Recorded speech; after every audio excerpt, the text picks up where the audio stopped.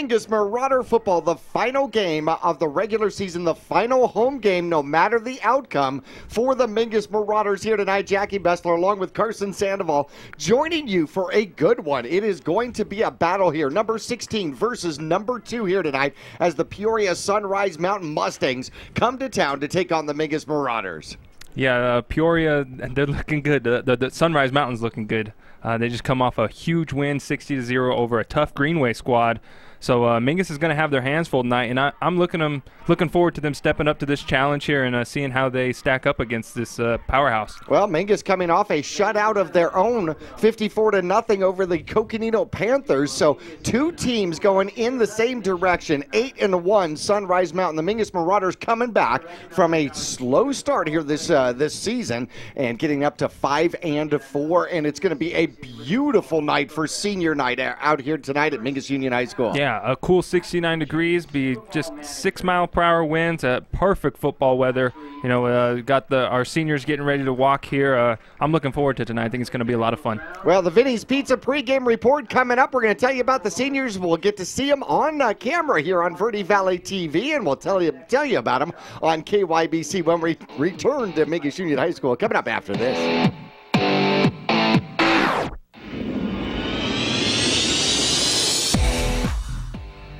You'll get more miles for your money at Reese's Tire and Automotive Tire Pros. It starts with matching the right tire for you, your vehicle, and driving habits. And continues with expert brake, alignment, and warranty services to extend the life and performance of your vehicle. And to serve you better, we now offer King Cobra custom exhaust systems. Find out more about our nationwide warranty at Reese'sTire.com. If you believe life starts where the blacktop ends, if the power of an engine makes your heart race, don't settle for anything less than Polaris RZR, the ultimate off-road vehicle. With unequaled power, unrivaled suspension, and unmatched agility, all perfectly combined to help you chase down what matters most. Polaris RZR, we fuel your freedom. Cottonwood Motorsports, located on Route 260 and Western Drive.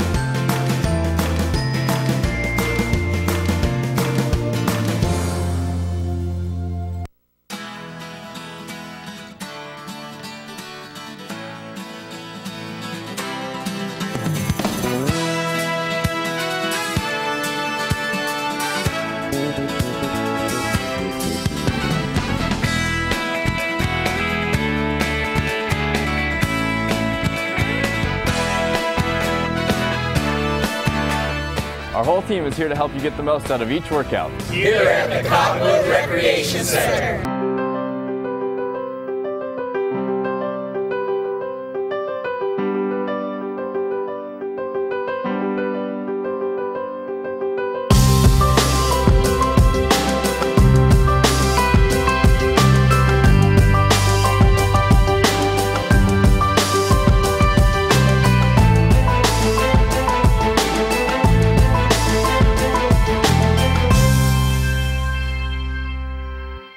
Pawn Palace offers a wide selection of jewelry, electronics, musical instruments, firearms, and much more. And if you need money for that unforeseen financial burden, Tanner, Natalie, or Rob can get you a loan using your valuable items and collectibles. Scrap gold, silver, jewelry, guns, and electronics are all accepted. Visit Pawn Palace on Calvary Way at 89A in the Dome Building, open 6 days a week, and online at pawnpalaceaz.com. Welcome to the Vinny's Pizza pregame report. Call Vinny's now at 646-3333 and have pasta, subs, or a specialty pizza delivered right away. Don't forget the garlic knots and wings. Now let's head back live to the press box for Jackie and Carson. Back here at Mingus Union High School, it is senior night, and what an emotional opportunity or moment for all these seniors on the Mingus Marauder squad, the managers, the cheerleaders, and all the way through. Do you remember senior night and what that felt like? Yeah, I do. It's a little bittersweet. You're here. You're playing your last game here at Mingus at the cave. A lot of people in the stands. You're looking up, walking out. You know, it's going to be the last time you do it, so it's a little bit sad, but you're also excited to play your last game here, so it's a big moment. It means a lot. Well, the Vinny's pregame report, part of it, we're going to go ahead and tell you some of our seniors honored out here today from the cheerleading squad, Taylor Irvin. And as I understand, she's looking to go on to be a pediatric nurse. Patriotic. She could be patriotic. She'll be patriotic while she does it, I'm pretty sure. Absolutely. Red, white, and blue stripes all over the place. Our football manager is Ashley Chase, and we might have an opportunity to hear her do the national anthem out here today. Aslan Wright going on to major in English. I was happy to pass English, not make it a major, honestly. And then from the football team, Jordan Huey, Tyler Kelly, French Laura, Justin Link, and he's a story. Man, he is just an absolute story. Ray, Jason Ray Martinez, Cole Phelps, a senior out here. Graham Robertson has been out, has not played due to a foot injury, and that's been pretty much all season long. Martin Soria trying to make the best of his half season. The final 5 games as he had to sit out as a transfer student. Lucas Sabota and Marcos Valenzuela and Skylar Waynick. And some of these squads will be going on, I know, to play basketball and go on to play baseball on later on in the season. And, man, we wish them well, and glad they are getting the opportunity to be honored out here tonight for senior night. And, of course, Vinny's Pizza, our proud sponsor of our pregame report. You got a text, didn't you? I did. You know, I wanted to give a shout-out to Doug. Yes. Let him know, hey, we're thinking of you up here. We want to get in there soon to eat some pizza. But if you can help us out, I'll take a slice of cheese at halftime. Slice of cheese? Yes. Okay. Well, see, I wouldn't go with cheese. No. Of course not. I would go with the Philly cheesesteak. Okay. I love their Philly cheesesteak pizza. That is awesome. That's the way to go. Okay. Now, I just like a nice classic cheese pizza. Yeah. You know. What about little garlic on top? Okay. What about the ham and pineapple? Okay, now we're talking. I could do some ham and pineapple. I'm finding a middle ground? Yes. Okay, what about the white cheese with the olives? Oh, yes. Now we're getting fancy. That might make Doug work a little bit hard over there. The Buffalo Wild Wing pizza. Oh, okay, that's the best one. Oh, my gosh. That's the best one, no, hands okay. down. All right. Okay, well, we got our orders in, and we'd like one of each, please. Anyways, we want to thank Vinny's Pizza for sponsoring our pregame report. Of course, you can stop by and listen to the game while you enjoy the Marauder Special. $19.99, you're going to get the large pizza, the dozen wings, you're going to get the dozen knots, and if you dine while you're listening to the game, the 2-liter bottle of Pepsi. And the other thing that goes along with this really well is Monday Night Football. Oh, yeah. Monday Night Football and Vinny's, they go hand in hand, do they not? Yep, especially after a long day of work. Go home, Vinny's Pizza, some football. It's beautiful. All right, Sabota on the screen if you're watching Verde Valley TV, one of our many seniors on the squad. And, well, actually, we're not a majorly senior-laden squad, but I'll sure tell you the Mustangs are. Yeah. The Mustangs, the Sunrise Mountain come in, and last year, it didn't end real well for the Mingus Marauders. We had back-to-back appearances with Sunrise Mountain, regular season, final game of the season at Peoria, losing 61-17 at that time. Last year's quarterback, who has graduated, Cord, broke a school record with 137 touchdowns and just threw for 473 yards, 7 touchdowns against the Mingus Marauders, rushed for another 200 yards on the ground. Then we turned around and played them in playoffs, and that was a 49-6 loss against the Mustangs. It was 28-6 at halftime. Actually, the game was closer than the score sounded. It really was. However, Cord did his job again. 11 for 17, 283 yards, another 4 touchdowns, only 123 yards on the ground. And Mingus fought hard, but only able to find the end zone once in the first round of the playoffs last year. So Mingus looking for some retaliation here, and it's going to be an uphill climb against number 2 Sunrise Mountain, ranked, 635th in the nation, I believe. Yeah, these guys got some weapons on their side. You can just go down the list here. They got wide receiver Jay Anderson with 6 touchdowns. Angel Ruiz with 15 receiving touchdowns, Derek Bangle 12 rushing touchdowns, and then you go to Keegan Freed, the quarterback captain, only a junior. He's just tearing it up this year. 25 passing touchdowns, 9 rushing touchdowns on the year. And, so Mingus, they got to key in on multiple people. It's going to take a team effort. Everybody's got to do their job, play their role, and, just be confident out there.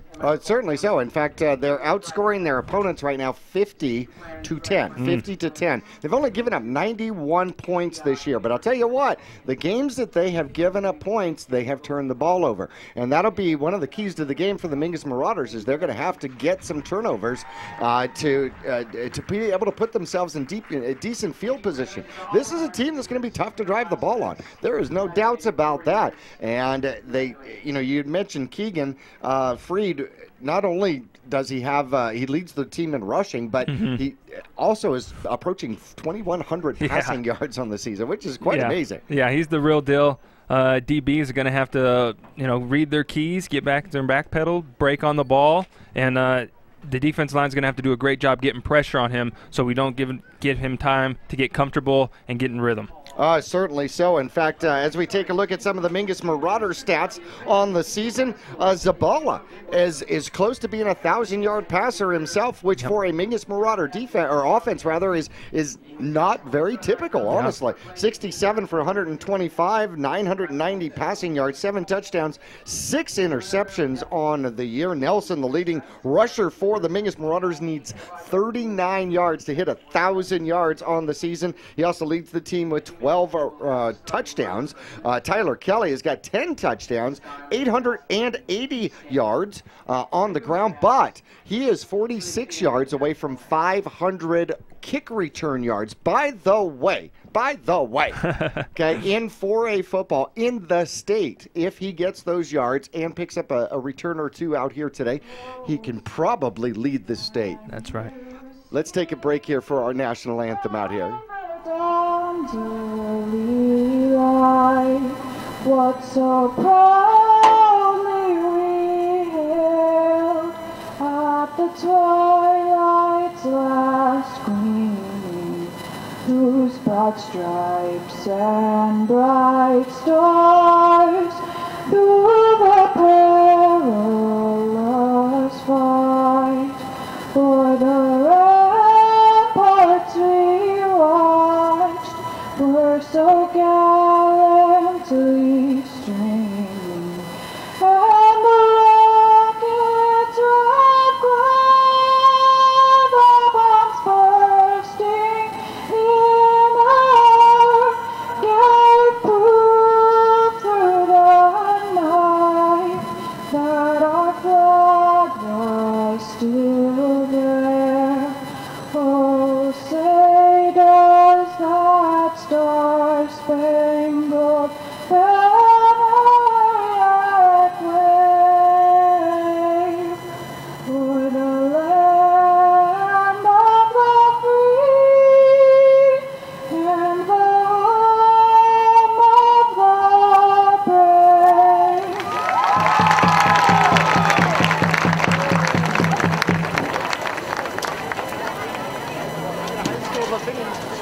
All right, that is senior Ashley Chase, football manager and great singer. Thank you, Ashley.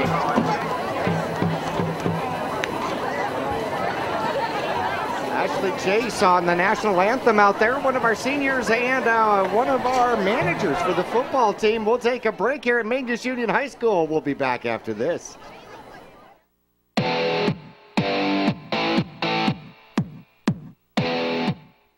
Taylor Waste has been voted the #1 residential garbage service 13 years in a row in Cottonwood and 9 years in a row in Sedona. Why? Because Taylor Waste always offers dependable and efficient garbage service and clean, eco-friendly curbside recycling and positive customer service. Taylor Waste offers a separate recycling container, and our recycling program is clean rather than commingled with garbage. To start service, call your locally owned Taylor Waste, dedicated to providing service tailored to your needs.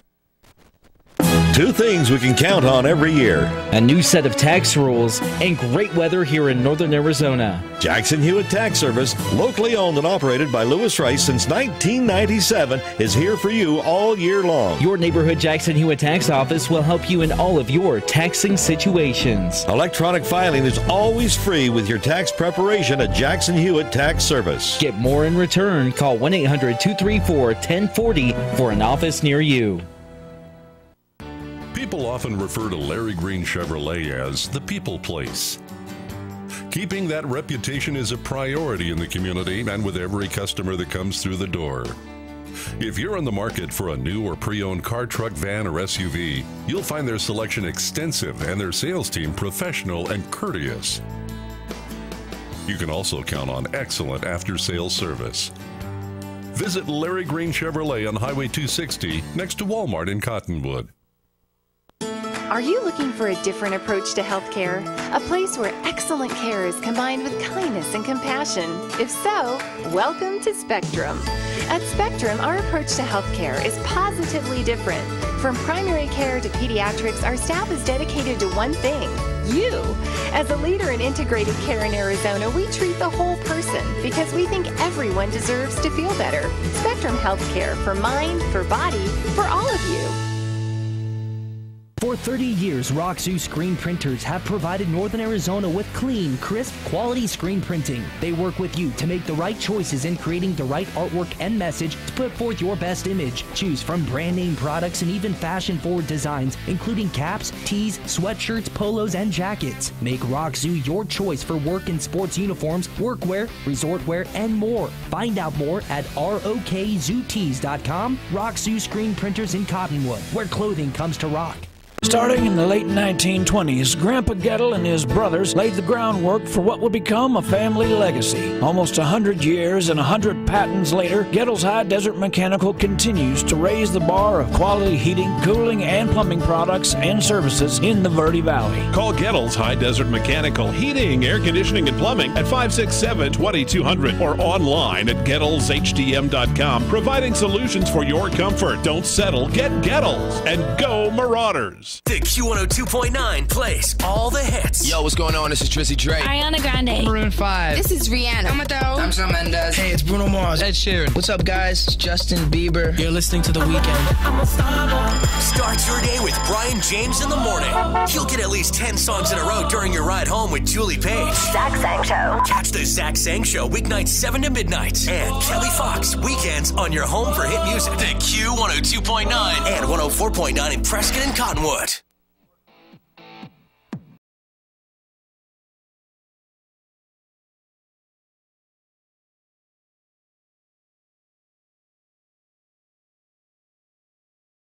High school, an important game for the Mingus Marauders. Lots of important games going on right now. Mingus leading the Grand Canyon region with a 5-1 record in the region, 5-4 overall. The most important game to watch is probably Prescott and Bradshaw, because if Prescott wins, then Prescott will be tied with Mingus. Mingus will have the head-to-head with them and would represent the Grand Canyon region in the playoffs and would get an automatic bid, and most likely that would end up number 15, probably because of some of the other potential region winners who are ranked below Mingus right now, who is currently sitting at number 16. Now, right now, as you take a look at it, Bradshaw, number 24 on the AIA rankings, is trying to take off Prescott, who is number 15 at the moment. Prescott's got home field advantage, and all of a sudden, all Mingus fans have become Badger fans, right? Yeah, you don't hear that very often. No, you don't.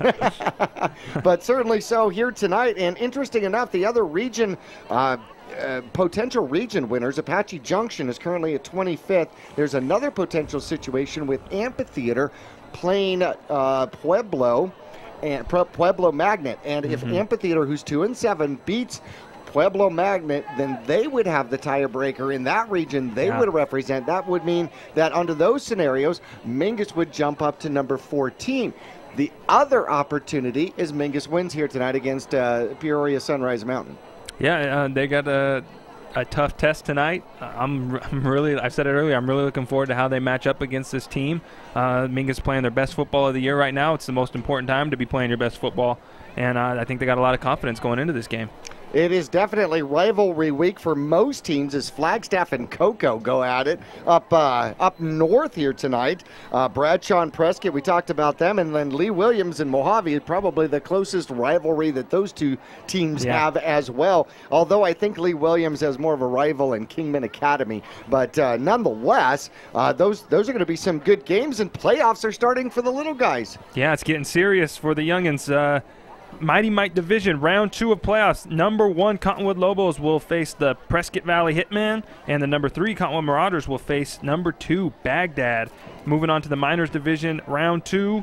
Here, number 1 Prescott Valley Hitmen will face number 5 Chino Valley. Number 3 Baghdad will face number 2 Camp Verde. And in the Majors Division, we have the number 1 Prescott Valley Hitmen facing number 5 Flagstaff, and number 3 Wickenburg facing your number 2 Cottonwood Lions. All of those games taking place on Saturday, October 28th. That'll be a good one. Hey, congratulations to the Lobos on a fantastic season. You know, you talk about the NFL players. Oh, you know, we got to play Sunday, and then we got to turn around and play Thursday. Check out this schedule.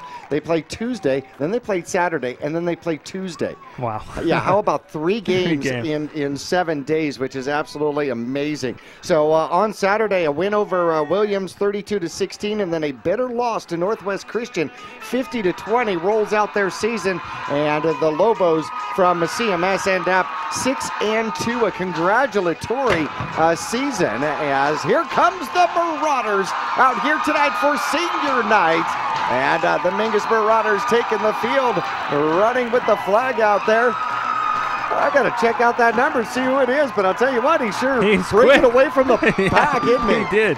Looked like he had the football in his hand, running for a touchdown. No kidding.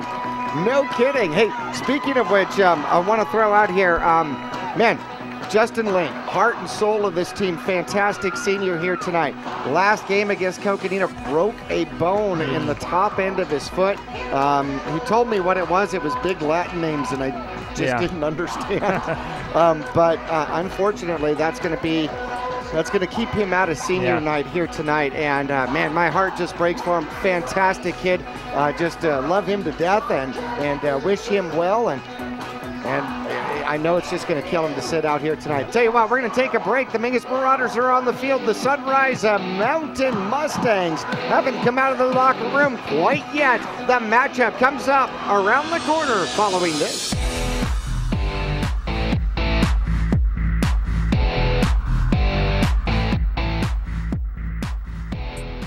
Since 1925, Tiffany Construction has worked with developers and local and federal government to build, expand, and improve infrastructure, roads, drainage systems, and subdivisions. From concept to completion, the Tiffany Construction team provides a full complement of construction services and state-of-the-art delivery methods customized to fit your needs and budget. They're Arizona's longest tenured family-owned and operated civil contractor and proudly serving the Verde Valley since 1991. Tiffany Construction, knowledge and experience to bring your project to reality. Cliff Castle Casino Hotel. The perfect place to eat. The perfect place to party. The perfect place to laugh. The perfect place to bowl. The perfect place to play.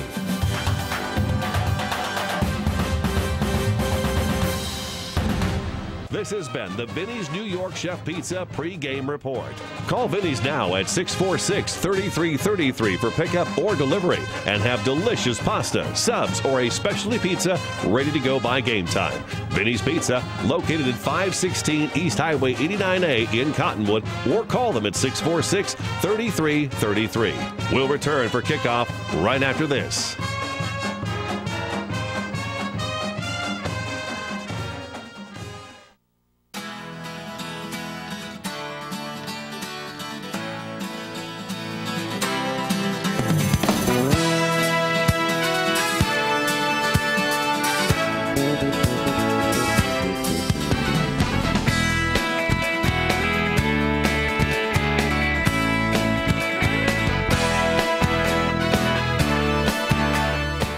team is here to help you get the most out of each workout. Here at the Cottonwood Recreation Center.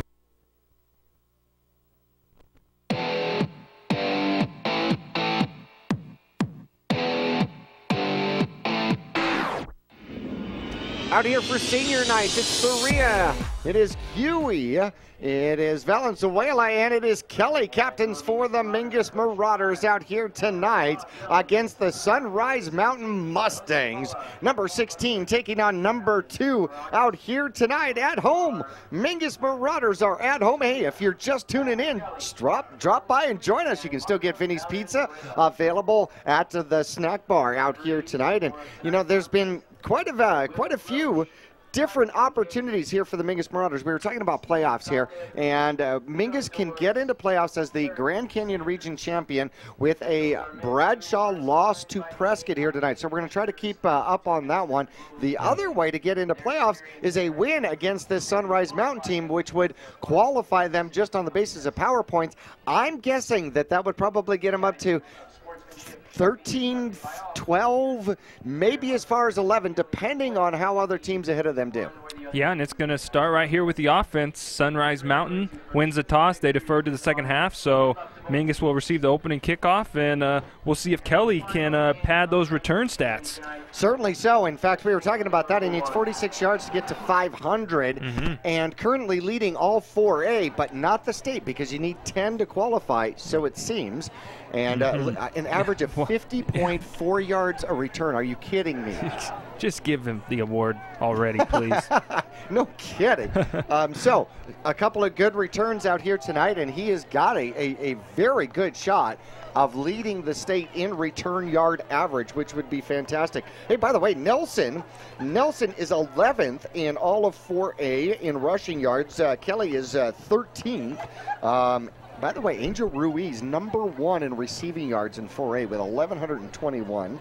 Keegan Freed from Sunrise Mountain, 2,085 passing yards on the season. Are you kidding me? Zabala comes in at 20th in 4A with 990. So we're going to celebrate on his first 10-yard pass, right? Yeah, let's go.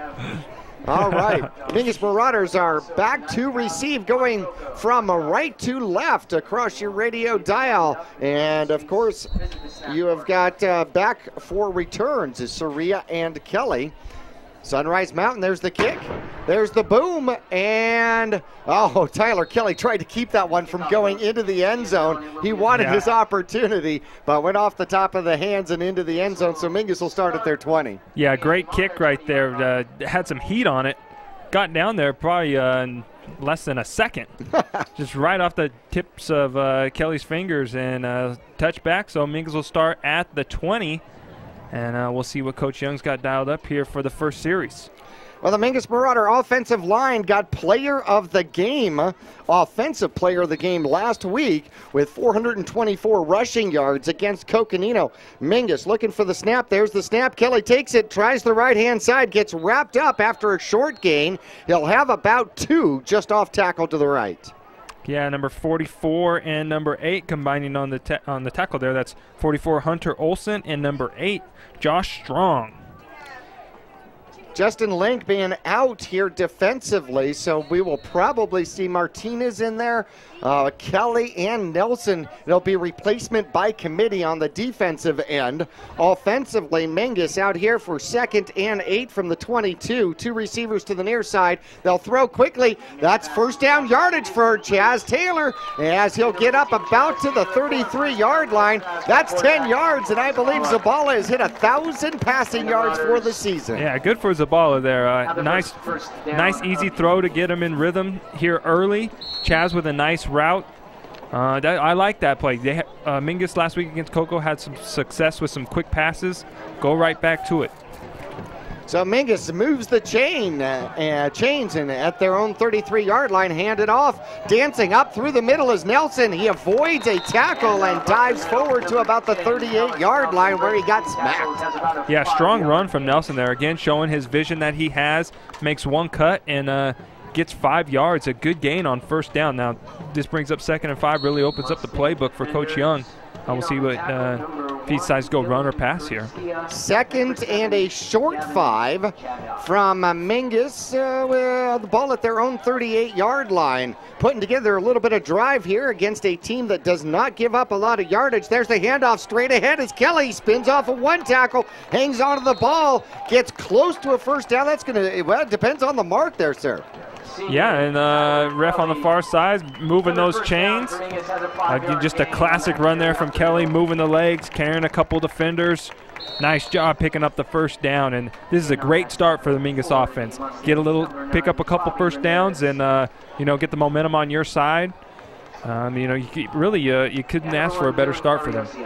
Mingus is going to go 2 receivers to the far side of the field, 1 to the near side, and 2 men in the backfield. Zabala over center, takes the snap, pitches it out. Soria trying to get the corner, cuts it up, and will fight and still lose yardage. Loses about 2 yards as they try to stretch it out to the far side of the field, unable to outrun the speed of the Sunrise defense. Yeah, that was Bobby Ramirez, number 9 senior, coming up from his free safety position to just really get containment on the edge there that didn't allow Soria to get outside.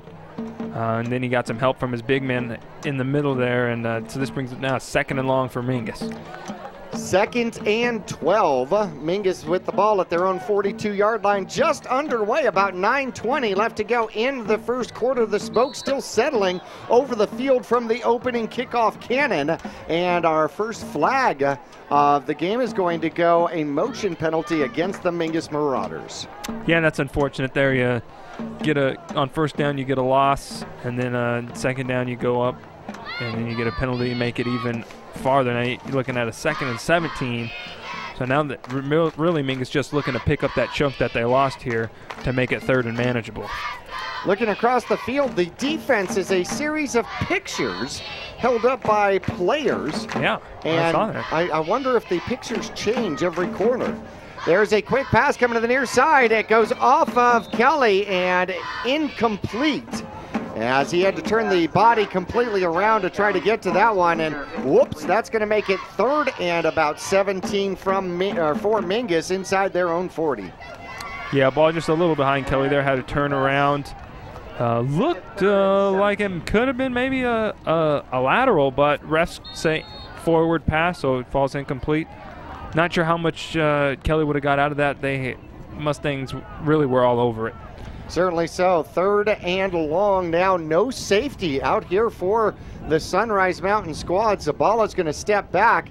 Wonder if Sunrise is going with pressure. And there's the snap. They're going to throw it up. Coming to the near side. Taylor's got a chance. Dives for it. And looking for the catch. They give him the catch. They give him the catch. Taylor had to fight off the defensive back and then able to come down with it at the Sunrise Mountain 34-yard line.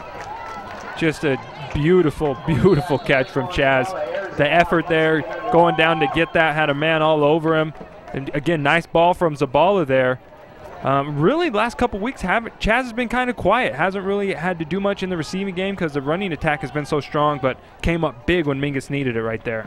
Well, he certainly had to fight through the defensive backs to get that one, and the handoff up the middle, fighting for good yards, is going to be Kelly, and Kelly gets a little momentum behind him with that first down catch and picks up 6th on first down, and Mingus within the 30-yard line of Sunrise.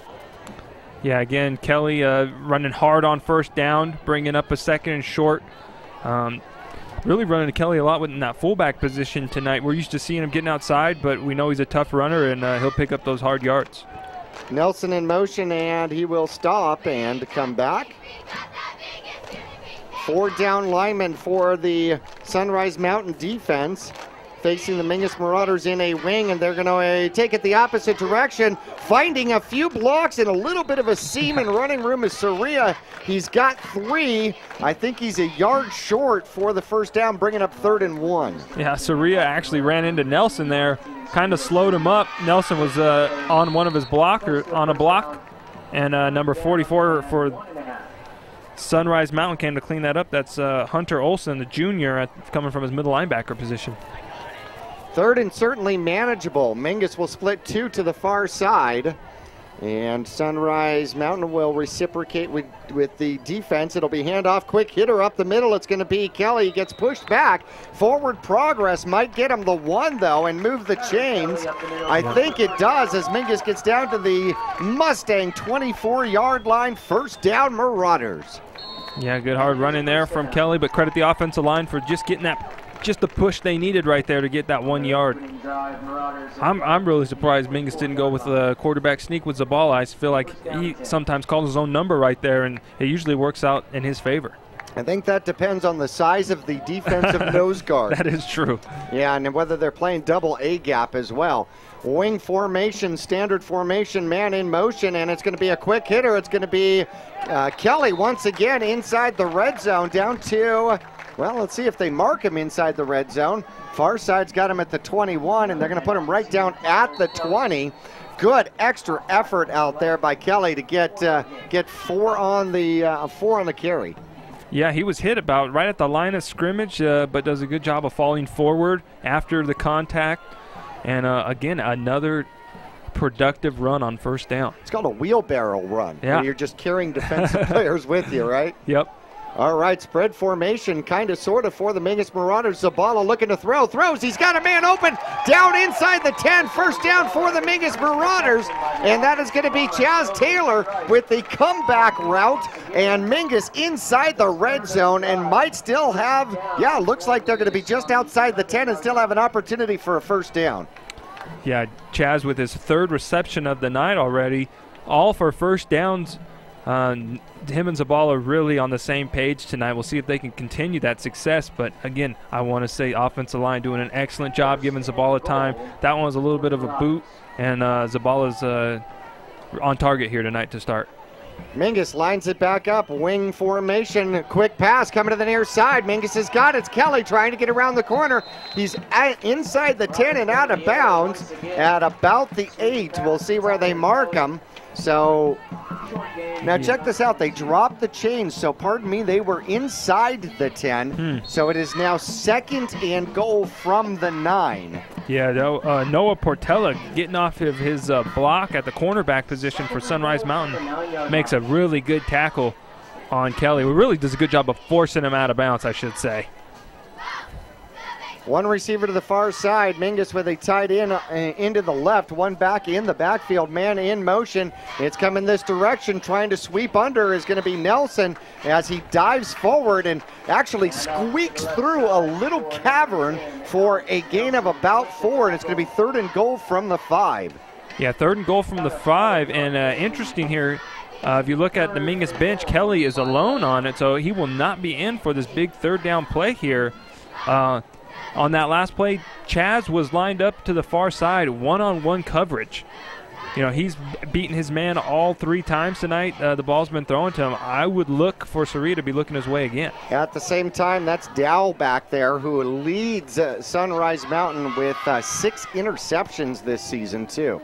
There's the snap. Zabala's looking to throw. Could he be running? He's looking to throw again, and he throws. Ooh. And incomplete. His intended receiver in the end zone. It was going to be Nelson, and knocked away at the last moment.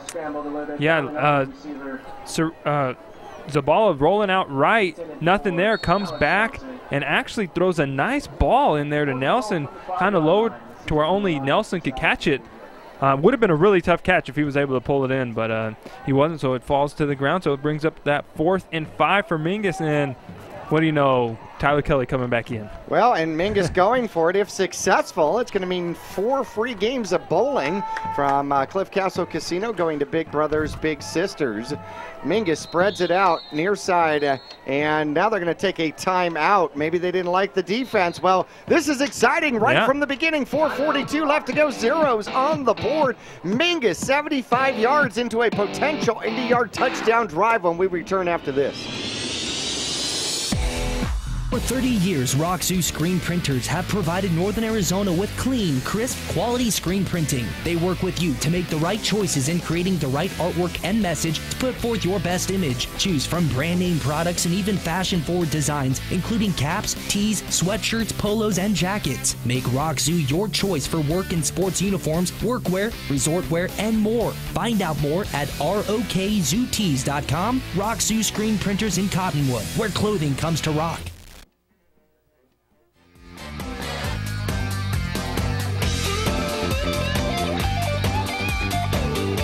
Back here at Mingus Union High School, well, we were just talking about what we would do if we were the all-powerful coach. And now we're going to see what Coach Young decides to do. And he goes twins. He's got twins out there with a tight end to the right-hand side. And it looks like Streck's at that tight end position. There's the snap. And a quick throw to the near side. And it's going to be Taylor with a second effort, getting the ball over the line. He was wrapped up by the legs and just reached over as the cannon blows, and Mingus leads by 6. You know, oh wow, we're watching the replay, everybody, and just the effort from Chaz here is phenomenal. And again, Zabala with a perfect throw, got it out there quick, high to the outside shoulder. Mingus going for 2. Zabala's going to take it himself and in for 2. Mingus leads 8-0, 4:36 left to go. We'll talk about that touchdown as soon as we come back after this.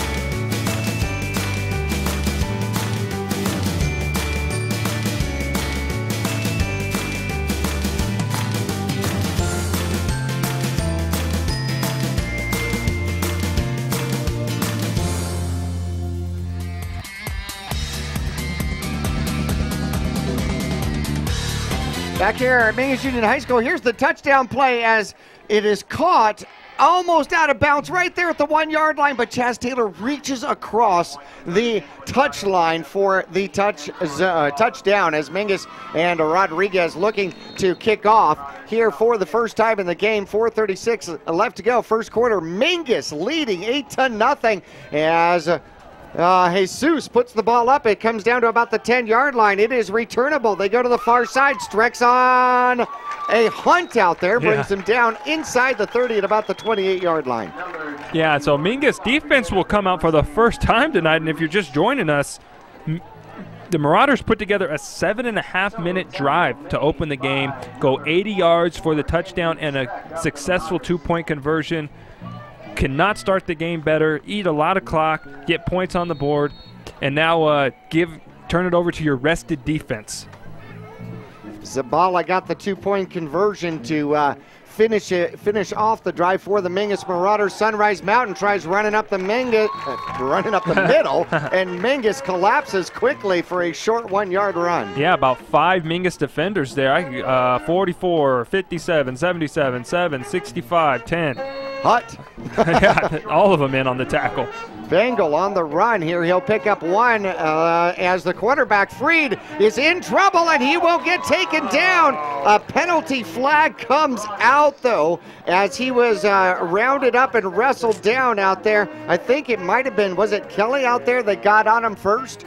Yeah, you know, Kelly does a good job of breaking down, not diving in, or not biting on the dive in the middle, but when he was going to make the tackle, just got a little bit of the face mask.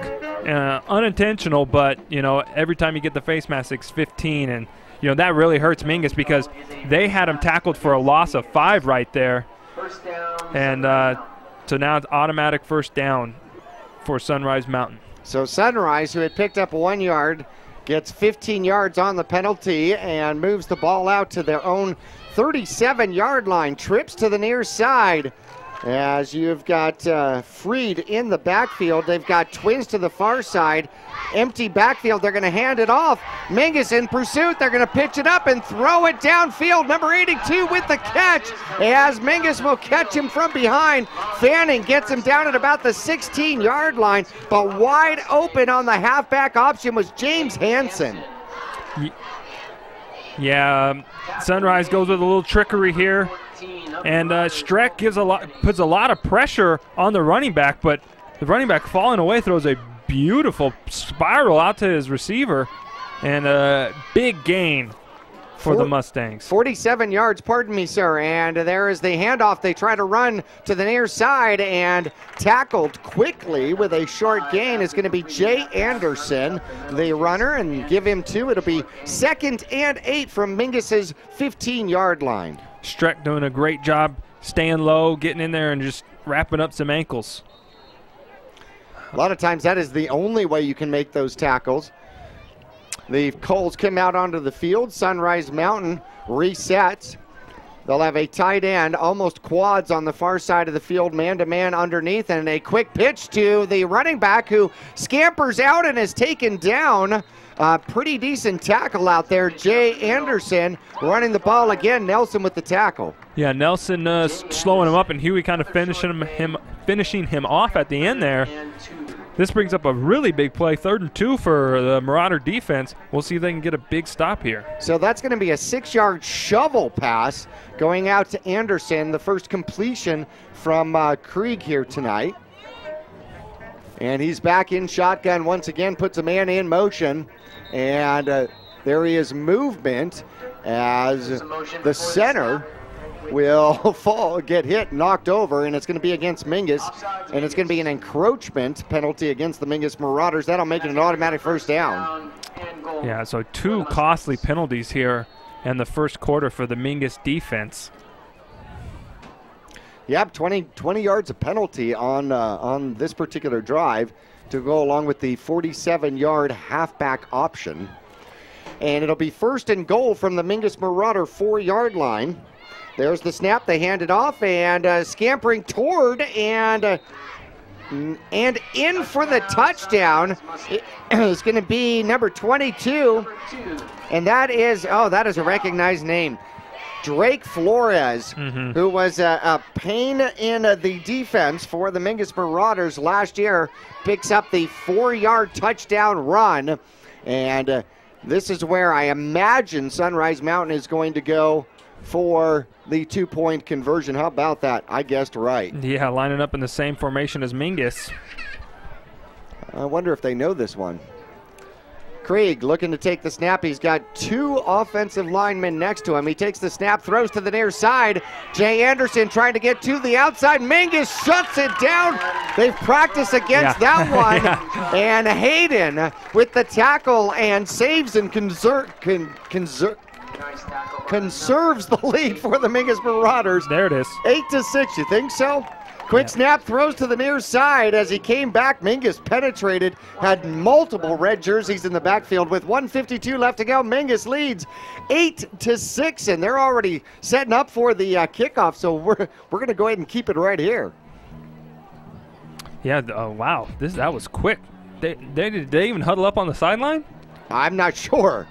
Yeah, but I go back to that defensive series for Mingus. So they had him stopped for, it would have been a second, would have brought up a 3rd and 15, but they get a face mask penalty, so automatic first down, and then you got a 3rd and 2 down at about the 12-yard line. You never know what could happen on that play, and then another penalty gives them another automatic first down. Here's the kickoff. Line drive once again. This one's not even close to touchable.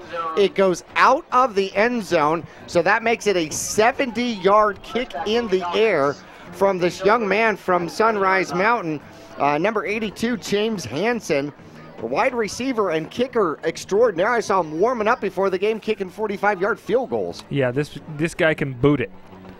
And, so Mingus offense will run out on the field now, and we'll see if they can have another 7.5-minute drive. No kidding. Well, that's one of the things that you got to do against offensive teams.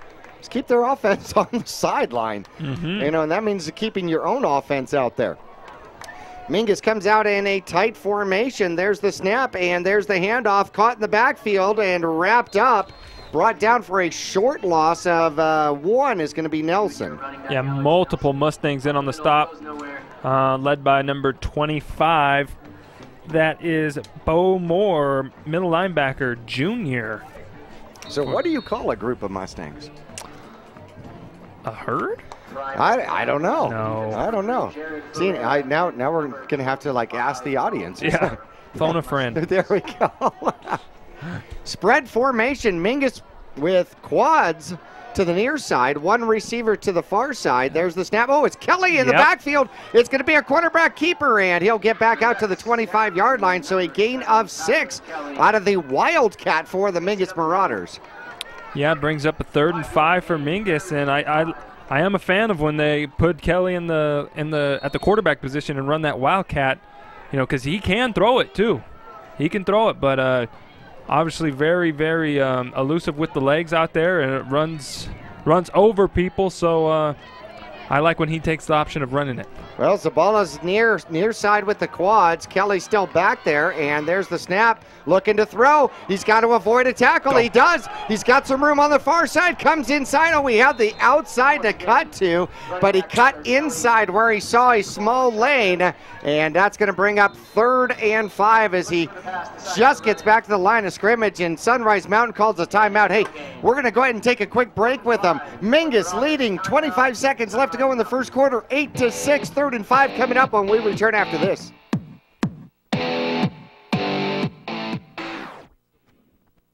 Q102.9 plays all the hits. Yo, what's going on? This is Drizzy Drake. Ariana Grande. Maroon 5. This is Rihanna. I'm Shawn Mendes. Hey, it's Bruno Mars. Ed Sheeran. What's up, guys? It's Justin Bieber. You're listening to The Weeknd. Start your day with Brian James in the morning. You'll get at least 10 songs in a row during your ride home with Julie Page. Zach Sang Show. Catch the Zach Sang Show weeknights 7 to midnight. And Kelly Fox weekends on your home for hit music. The Q102.9 and 104.9 in Prescott and Cottonwood. Back here at Mingus Union High School, a snap punt to Chaz Taylor, and the flag comes out, and it is going to be a delay of. How do you have a delay a game after a timeout? Yeah, I'm not sure here. That's a really good question as to when did the clock start? Did it start when they started the timeout? I don't know, but that is going to be a 5-yard penalty against the Mingus Marauders and back them up. And that one has really got me curious. Mingus back to punt on 4th and 10 now. And there's the punt, and it's going to go to the near side and out of bounds. They're going to probably mark that one somewhere around the stop, young man.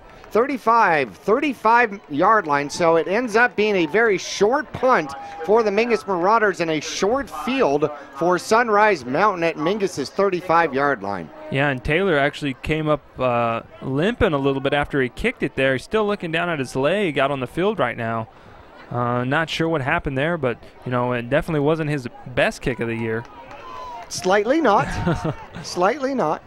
Sunrise Mountain comes a quad formation on the far side, 1 man to the near side, and nobody in the backfield. Creed takes the snap, looking to throws to the near side as they try to do a little pick play. Mingus is able to run it down, but Ruiz carrying would-be tacklers downfield for 5 yards. He should have had -2.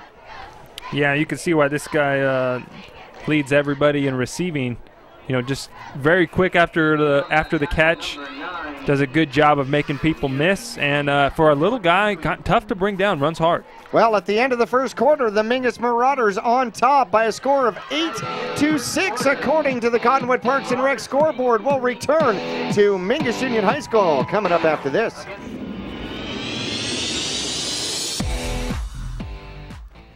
You'll get more miles for your money at Reese's Tire and Automotive Tire Pros. It starts with matching the right tire for you, your vehicle, and driving habits. And continues with expert brake, alignment, and warranty services to extend the life and performance of your vehicle. And to serve you better, we now offer King Cobra custom exhaust systems.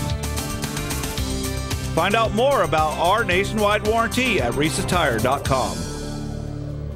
Taylor Waste has been voted the #1 residential garbage service 13 years in a row in Cottonwood and 9 years in a row in Sedona. Why? Because Taylor Waste always offers dependable and efficient garbage service and clean, eco-friendly curbside recycling and positive customer service. Taylor Waste offers a separate recycling container, and our recycling program is clean rather than commingled with garbage. To start service, call your locally owned Taylor Waste, dedicated to providing service tailored to your needs.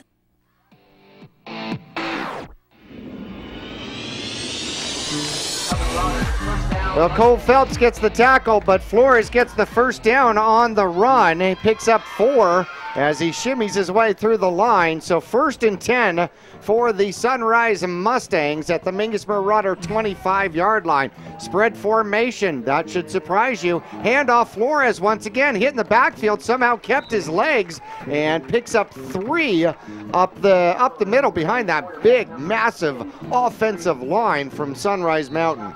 Yeah, nice job of Nelson coming from the outside and bringing down the running back. But like you said, Jackie, big offensive line.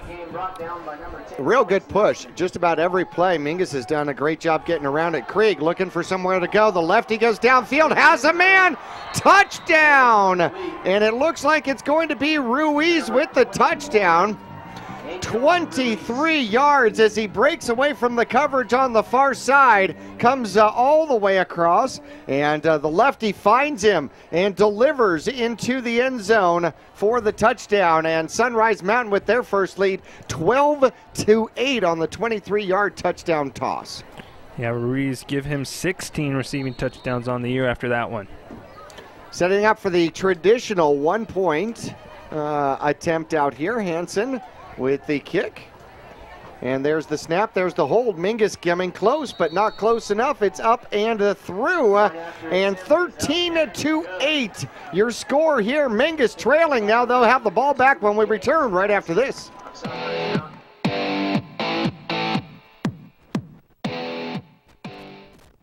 Two things we can count on every year. A new set of tax rules and great weather here in northern Arizona. Jackson Hewitt Tax Service, locally owned and operated by Lewis Rice since 1997, is here for you all year long. Your neighborhood Jackson Hewitt Tax Office will help you in all of your taxing situations. Electronic filing is always free with your tax preparation at Jackson Hewitt Tax Service. Get more in return. Call 1-800-234-1040 for an office near you.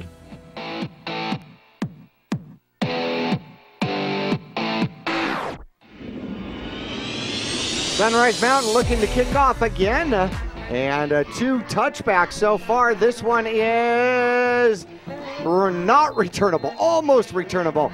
Kelly came back. He was inches inside of the end zone looking for another return opportunity. Once again, 9 returns on the year. He's averaging 50.4 yards per return. See, now these guys watch their film. They're not giving Kelly any chance at it tonight. Well, they do kick it to him, though. You know, I mean, there's a lot of teams that, you know, at that particular point with that kind of a threat, you kick the ball out of bounds somewhere just past the 35. Just get it past the 35. Mingus comes out again for their 3rd turn at offense. An 80-yard drive and 7-minute drive scored on the first one. Zabala fakes the handoff, throws up top, has a man. Oh, he was open. Overthrew his intended receiver, Taylor, by a matter of inches. Yeah, the fake from Zabala was excellent. Really, everybody was fooled, had everybody diving up the middle. And, you know, if he's able to hit Chaz in stride there, you know, Chaz has his 2nd touchdown of the night. Just overthrew him by about 3 yards. And Zabala is going to want to have that one back because he knows he missed him right there. Well, Sunrise Mountain did not expect that. Certainly expected the running play, and Mingus went for the throat on first down from their own 20-yard line. 10:56 in the second quarter. If you're just joining us, Mingus scored first, led 8-0. Sunrise Mountain scored, making it 8-6, and a penalty on the play. This is going to be an unsportsmanlike of some sort, I imagine, because it is a 15-yard penalty, and the first penalty against the visiting Mustangs. Did you see the ref signal what it was? I didn't even see the flag on the field, but it does move the chains for the Mingus Marauders. And Mingus turns around and runs, tries to cut back up the middle. A 3-yard gain on first down for Nelson. And where he tried to run, there was nothing, but he was able to kind of bounce off and scavenger 2 yards. Yeah, what I've noticed from this Sunrise Mountain defense, they do a good job of staying in their lanes. They protect that cutback lane, which usually Nelson and Kelly tear other teams apart. With that cutback, they do a good job staying home and swarming to the ball as a unit. Empty backfield here for the Mingus Marauders. Zabala in shotgun, looking to throw, throws to the near side. It's Kelly. Kelly gets a block, able to scavenger forward for enough for a first down to the Mingus Marauder 45-yard line. Yeah, he got a beautiful block from Soria right there. Actually did a good job of not making contact with his defender before the ball got out to Kelly. Kind of a little pick play. Again, a tough runner from Kelly after first contact, and picks up a big first down for this Mingus offense. See if they can get back in a groove like they did when they first got the ball. Picking up chunks and first downs, that's what they need. Mingus, in a more traditional formation, has a running lane as Nelson gets absolutely jammed by number 9, who spends more time trying to yank the ball out than he does trying to tackle. Yeah, that was number 1, Dylan Cariacia, wrapping Nelson up at the legs, and number 9, Bobby Ramirez, just coming in and punching at that football. Nelson doing a good job of holding on to it. That is why you go to weights. Yeah. Yep. All the curls and everything that you did during the summer, that's what that's for, keeping the ball. Mingus right at the 50-yard line, trying to get into Sunrise territory for the second time this game, trailing by a score of 13-8. There's the handoff up the middle. There goes Tyler Kelly as he scampers 7 yards for the first down, and an ankle tackle kept him away from bouncing it to the outside. Yeah, if it wasn't for that tackle there, that's a touchdown for Kelly. We know as soon as he gets in open field, there are very, very few people who can keep up with him. A great tackle, though, from Sunrise, getting just enough of his ankle there to bring him down. But another first down. Another first down. Came in with 880 rushing yards on the season. He's got 33 on 8 carries here in the first half. Also got to keep an eye on Nelson, who started this game just 39 yards away from 1,000. There's the pitch. It comes to Soria. Soria with a cutback. He's got some open territory. He's stumbling and bumbling. He's at the 15, the 10, the 5. Touchdown! Soria with a 43-yard breakaway touchdown, and a man down for Sunrise Mountain. Look at the cutback right there at about the 25-yard line, getting good blocks, reading his blocks, and just enough space in order to get around and into the end zone for the touchdown. And Mingus takes the lead back 14-13. Yeah, injured player for Sunrise Mountain here. It looks like that's number 72. Antonio Deblane, a defensive tackle senior. So the medical staff is out there attending to him. So we hope he's okay. We hope he'll be able to get up and walk off on his own power. Back to that touchdown, I could point out a bunch of big blocks there, and just some excellent running from Soria. Really that. Well, he finally had just enough room where he got into open space and is able to use those fluid hips to run downfield, and then surprising speed for the Mingus Marauders as Sunrise unable to catch him from behind. We're going to take a quick break out here as we check on the injured player, and hopefully he's okay. Wait, he's starting. They've got him sat up and now standing up, so that's a great sign out there for DeBlanc, the defensive tackle, as he's going to get helped off, and hopefully that is nothing serious, and he'll be able to get back into the groove here quickly. But that's going to set Mingus up with an opportunity, already leading 14-13 now with 8:29 left to go in the second quarter, lining up to go for 2 again. Yeah, and the last time they went for 2, Soria did a pump fake to the far side of the field and did a good job with his legs getting into the end zone. Mingus set up for 2. Zabalo throws backside corner, touchdown! Wide open for the 2 points. It's going to be Chaz Taylor in the corner. Yeah, just, you know, beautiful play call there from Coach Young, and the boys executed it to perfection. You know, I've been at practice the last couple of weeks. I haven't seen that. Man, that's out of the blue. Yeah, that's the first. They've been, you know, after that Higley game, they kind of adopted this two-point conversion formation, and we've seen everything when they ran it except that one. So, we're going to take a quick break here. We'll be back in 30 seconds for the Mingus kickoff after this.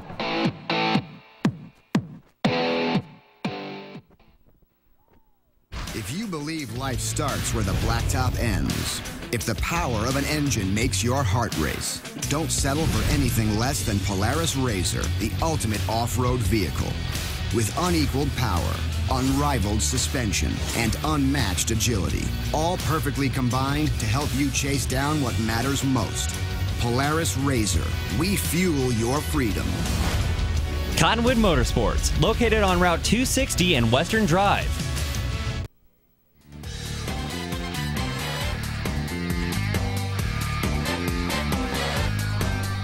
Rodriguez with the kickoff. The returnable ball coming to the far side, past the 20, finds a lane down to the 25. Mingus will catch up to him, but bring him down in Mingus Marauder territory. And Ruiz with a fantastic kick return sets up his Mustang squad in Mingus Marauder territory.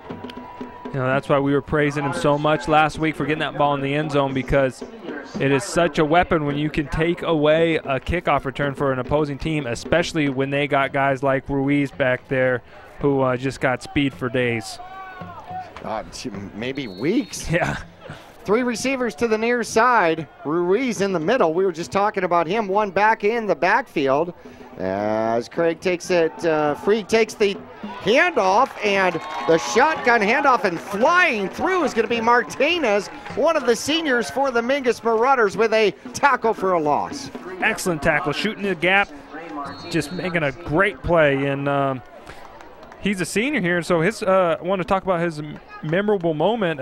First year playing football, mainly because he didn't want to play, ended up enjoying the sport. Great athlete. Well, he certainly makes a difference here right now. 2nd and 11. Freed looking to throw. The lefty lofts it up in the air, and it is broken up. Great coverage out there by Chaz Taylor. Yeah, Chaz doing an excellent job backpedaling, getting low, staying with his man, and doing a good job keeping his hands off the receiver and high pointing that ball, tipping it away. Well, he had the hand out just to know where to locate him. Yeah. You know, which is perfectly fine if those fingers don't curl in and grab. You know, as soon as you grab cloth, that doesn't work. 3rd and 11 might be the longest third down conversion attempt of the night from the Sunrise Mountain Mustangs. One man in the backfield. Free takes the snap, looking to throw. He's got a little bit of pressure. Mingus looking to wrap him up, and the sack out there by Mingus. It is another senior. It's going to be Zabota with the sack and the tackle out there for a loss of about 8.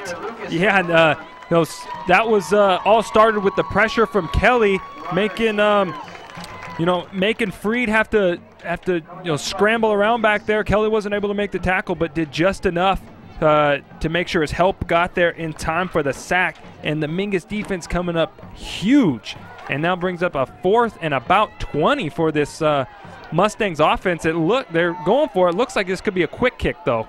And there's a low snap, and Krieg is going for it. He goes up top. Mingus on defense, and is it a catch? Waiting to see. Yes, it is a catch. Hansen comes down with it. Is that Hansen number 83? No, that's Carson Wyatt as he goes downfield, and they not only get the 20 yards, but another 18 yards to go on top of it. A 38-yard pass, a completion for a 4th down conversion. Yeah, and that's a really killer for the Mingus defense. They had him backed up there. And a handoff as he cuts and finds a lane, and into the end zone is going to be Jay Anderson. So a 4th and 20 turns into 6 points the opposite direction, and Sunrise Mountain regains the lead by a score of 19-16. Yeah, just what a turn of events there. Momentum now back with Sunrise Mountain. You sack them, they have to go 4th and 20. You know they got to get 20 yards. And, you got to credit the receiver there making just a beautiful catch. And now the extra point is coming here. And there's waiting for the snap, Hansen. And he chips it. Oh, that one not nearly as pretty as the last one, but same result. It goes through. 20-16, and Sunrise Mountain on a 4th down conversion retakes the lead. We'll return for the final 6:40 in the second quarter after this.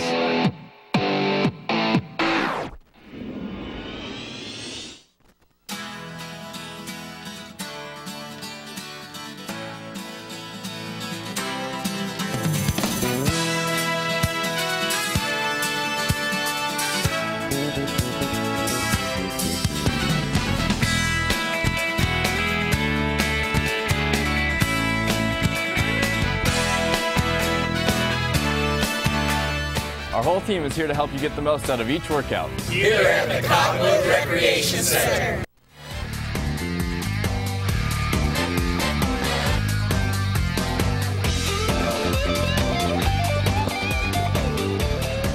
Back here at Mingus Union High School, and looking for the kickoff coming far side. That's going to go into the end zone. And I got excited there for a moment, but I guess I misunderstood, didn't I? Yeah. So we just got a score update here. Bradshaw Mountain is leading Prescott 16-7 in the second quarter. So we will keep you updated on that score as we go forward. And now Mingus offense will come back out on the field. Going back to that defensive series there, Mingus had Sunrise Mountain backed up 4th and 20, and they really just throw up a Hail Mary and a good throw and good catch, even better catch, and they come down with it and get a touchdown. And now the snap goes to Zabala, and Nelson coming around the right side, and he will be tackled for about a gain of 4. Pretty decent pickup on first down there. Well, he got upended on that one. He picks up 4 yards. By the way, he's got 19 yards, needs 39 to get to 1,000 yards. And I got all excited. I thought the truck told us that Prescott was leading, but Bradshaw's leading 16. What was it? 16 to 7? 16-7. 16-7. See, now I got all excited. I know. Oh my goodness. There's the snap. Mingus will run as jumping, kind of a jump cut to the outside is Kelly, and he picks up a little, but it's still going to bring up 3rd and 5. 5:50 left to go, and you got to be careful here. You got to pick up at least first downs, because you don't want to leave much time on the clock here for Sunrise Mountain, who has regained the lead 20-16. Sunrise captain Bobby Ramirez. Yeah, they Mingus. I would look for them to go to Chaz right here on the first drive of the game. They hit Chaz for 3 crucial first downs. One of them actually a touchdown. So we'll see what Zabala does here, and they hand the ball off, a little misdirection, and behind the line with great penetration is the Sunrise Mountain Mustangs. A loss of 1 for Nelson, who's a little slow getting up off the turf, and that's not a good sign for Mingus fans. Yeah, not a good sign at all. We got Nelson, a guy who goes both ways out there. Definitely going to be needed here as this game goes on. And Mingus will come out, Chaz back to punt. And he will punt it and kick it over Ruiz, and it'll take a Mingus Marauder bounce down to the 20, down to the 15. He gathers it up, looking for somewhere to go. He tries to the outside. Mingus looking to contain, trying to catch up with him. He's back down into the 10, cuts around the corner and out to the 20 and makes a little something out of nothing. A great punt this time by Taylor, who sends his man running back by about 30 yards, but a good return nonetheless by Ruiz, getting it back to the 27. Yeah, Ruiz doing a good job of making something out of nothing, like you said. I'm sure his coaches were shaking their head over there as he was running backwards back to the 10-yard line. But cuts up field and picked up a decent block on the outside and able to make a good gain of it. Well, Mingus, with 4:34 left to go, needs to make a stand here, and wants one of those coveted takeaways that Mingus certainly needs to make this an interesting ball game. Cover 0 out there, and quarterback Freed takes the snap, comes to the near side, and throws, and it is tackled immediately. Anderson still on his feet trying to go somewhere, and I apologize, that was a different quarterback in the game, and that, oh no it isn't, that was Freed. You're good. He didn't look like the same guy because he was scrambling. Right. How about that? Yeah, does a good job of getting that ball away before he takes the sack. Pressure put on from Nelson, and that was Kelly holding on, wrapping up the ankles of Jay Anderson, who's really a big target for Fareed in the passing game.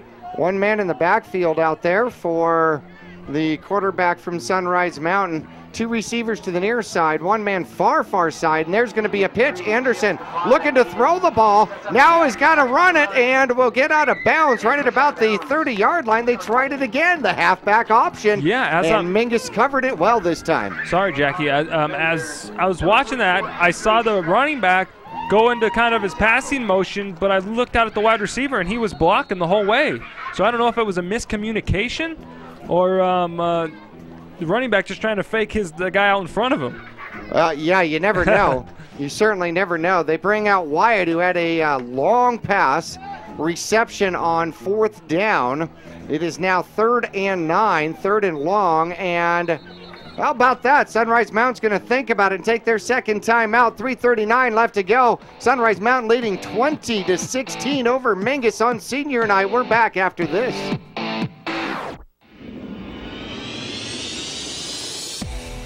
Starting in the late 1920s, Grandpa Gettle and his brothers laid the groundwork for what would become a family legacy. Almost 100 years and 100 patents later, Gettle's High Desert Mechanical continues to raise the bar of quality heating, cooling, and plumbing products and services in the Verde Valley. Call Gettle's High Desert Mechanical Heating, Air Conditioning, and Plumbing at 567-2200 or online at GettlesHDM.com, providing solutions for your comfort. Don't settle, get Gettles, and go Marauders!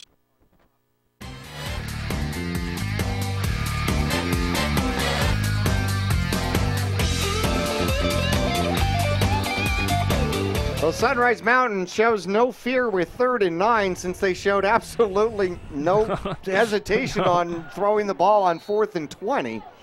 So they come out with a same formation but different personnel. This time Ruiz is in the middle slot. Krieg takes the snap, rolls to the near side, avoids a sack. Mingus had him rounded up for a moment. He goes to the far side, gets a first down and out of bounds. So Mingus had him contained, overran it by a little, and he runs, picks up 14 yards and a first down to the Sunrise Mountain 44. Yeah, Mingus having a tough time breaking down there to wrap up Freed, and you know, Freed's got these big passing stats, but he actually leads the team in rush yards. So, you know, don't try to make the huge hit on him. You just want to wrap him up, contain him, and then hope you can get some help from your defenders. And Mingus again lets the Mustangs slip out of one right there. Certainly so. 3:28 left to go here in the first half. Moving the chains at their own 44-yard line. Krieg takes the snap, hands it off, trying to get to the outside, finds the corner, decent gain on first down, and out of bounds for the running back out there. That is going to be, I think that's going to be Jay Anderson with the carry and 5 yards on first down, and he gets out of bounds and stops the clock. Yeah, so you're going to look for Sunrise Mountain here to eat up the rest of this clock. There's 3 minutes, 21 seconds left before the half. They definitely don't want to give Mingus the ball back because Mingus has been having some success on him.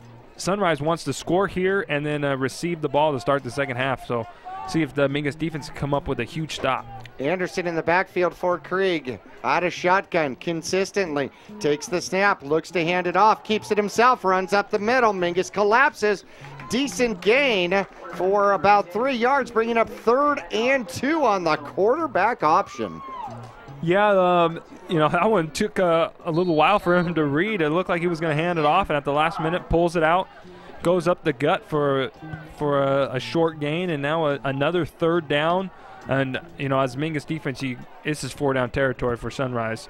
So you gotta come up with a big stop right here. Force that fourth down. There's the snap. Craig looking to throw, throws downfield, pops it up in the air, has a receiver, and it's tipped away right at the very last moment. Cole Phelps, coming back from his middle linebacker position, created interference and gets the pass defense. Yeah, just got enough of it for number 5, Jay Anderson, to take his eyes off of it just a bit, just for a split second. And pass falls incomplete, so now a 4th and 2. And, this has got to be, I'd say, Jackie, the biggest play of the night right here. Well, wide open playbook on 4th and 2, certainly better than 4th and 20. Quarterback takes the snap. He is looking to run. He's got some room near side, and he will get around the corner and knocked out of bounds as he loses his own balance at the Mingus Marauder 44-yard line. Picks up 3, needed 2, moves the chains. Yeah, Cole Phelps actually making a really good effort there, coming from the linebacker position, and almost stops him. Just tremendous effort, and actually Cole Phelps, his highlight of the year, beating 2 years ago, beating Bradshaw on the last play of his sophomore year. I love his answer. Yeah. Future plans confidential. Yeah. We're not giving you nothing. Dun, dun, dun, dun, dun. All right, so he's going to be a spy. All right. So one man in the backfield for Sunrise Mountain takes the snap, hands it off, winds his way around, finds a seam, and down the middle of the field is Flores looking for a block. Mingus is able to get off one and contain him, but all the way down to the 12-yard line. And a just off tackle and great blocking downfield for the most part for the wide receivers. However, there is a flag on the play right at the line of scrimmage. Yeah, not sure what the flag is yet, but Chaz Taylor doing an excellent job getting off his block and making an open field tackle as soon as personal foul against Mingus. A late hit on the quarterback seems to be the call. And so that's going to move the ball half the distance from the 12 to the 6-yard line. And what was hopeful for Mingus Marauder fans to bring a big gainer back ends up being a negative play to add on for the Mingus Marauders. Yeah, just an unfortunate break there for Mingus. And now this is a tough position to put the defense in here. 1st and 5 from the 5. First and goal from the 5-yard line, 6-yard line, excuse me. And he takes the snap, hands it off. No, keeps it. Mingus able to catch up to him, drive him backward, and that's how you make a tackle. Oh, now that right there is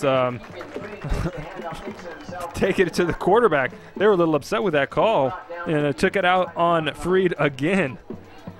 Well, he will get back to the line of scrimmage. They'll give him forward progress, but now 3rd and goal from the 6. And Zabota in on the tackle, 1:45 left to go in the first half. Mingus trailing 20-16. The Mustangs threatening at the 6-yard line. There's the snap, a handoff as Flores finds his way down to the goal line and not in. But it's going to be just barely short, so 3rd and goal. And it looks like it is within the 1-yard line. Yeah, it's real close, and Kelly will come in here for Ray Martinez, trying to plug up that middle here, see if maybe he can get around the outside. Well, Mingus needs a defensive line push right here if they've ever needed one at all. However, the quarterback is still back in shotgun, so it's not going to be a sneak. And a handoff, it goes to Flores, and Flores puts the head down, finds the end zone, and with 1 minute left to go in the first half, the Mustangs extend their lead to 10, 26-16. Yeah, so after Mingus was kind of holding Sunrise at about midfield for a few plays, they break one open and then get a penalty on top of that to move them real close. And on a potent offense like this, it's going to be tough to keep them out when they got 1st and goal from the 6. Flores, a junior, did a lot of damage as a sophomore against Mingus last year by being elusive. The kick is up. The extra point is good at an 11-point game, a 2-score game now by the Sunrise Mountain Mustangs, 27-16. Kickoffs on the other side of the commercial break. We're back after this.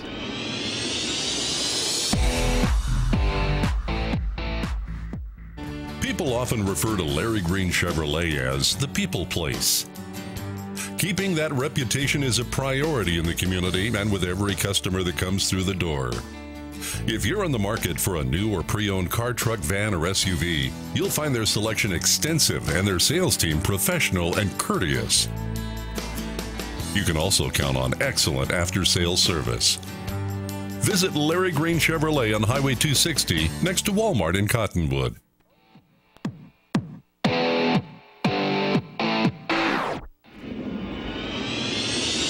Look at that. Our order has been sent and arrived from our friends at Vinny's Pizza in Cottonwood. That side, the stuff that's pretty, that's Douglas, mine. Douglas, thank you, buddy. Thank you, Doug. Thank you, Vinny. Thank you guys so much. This looks wonderful. Wow, Jackie, I'm sorry, I'll keep it. I'll keep it to myself. I don't think so. You keep it to yourself, you'll be wearing it.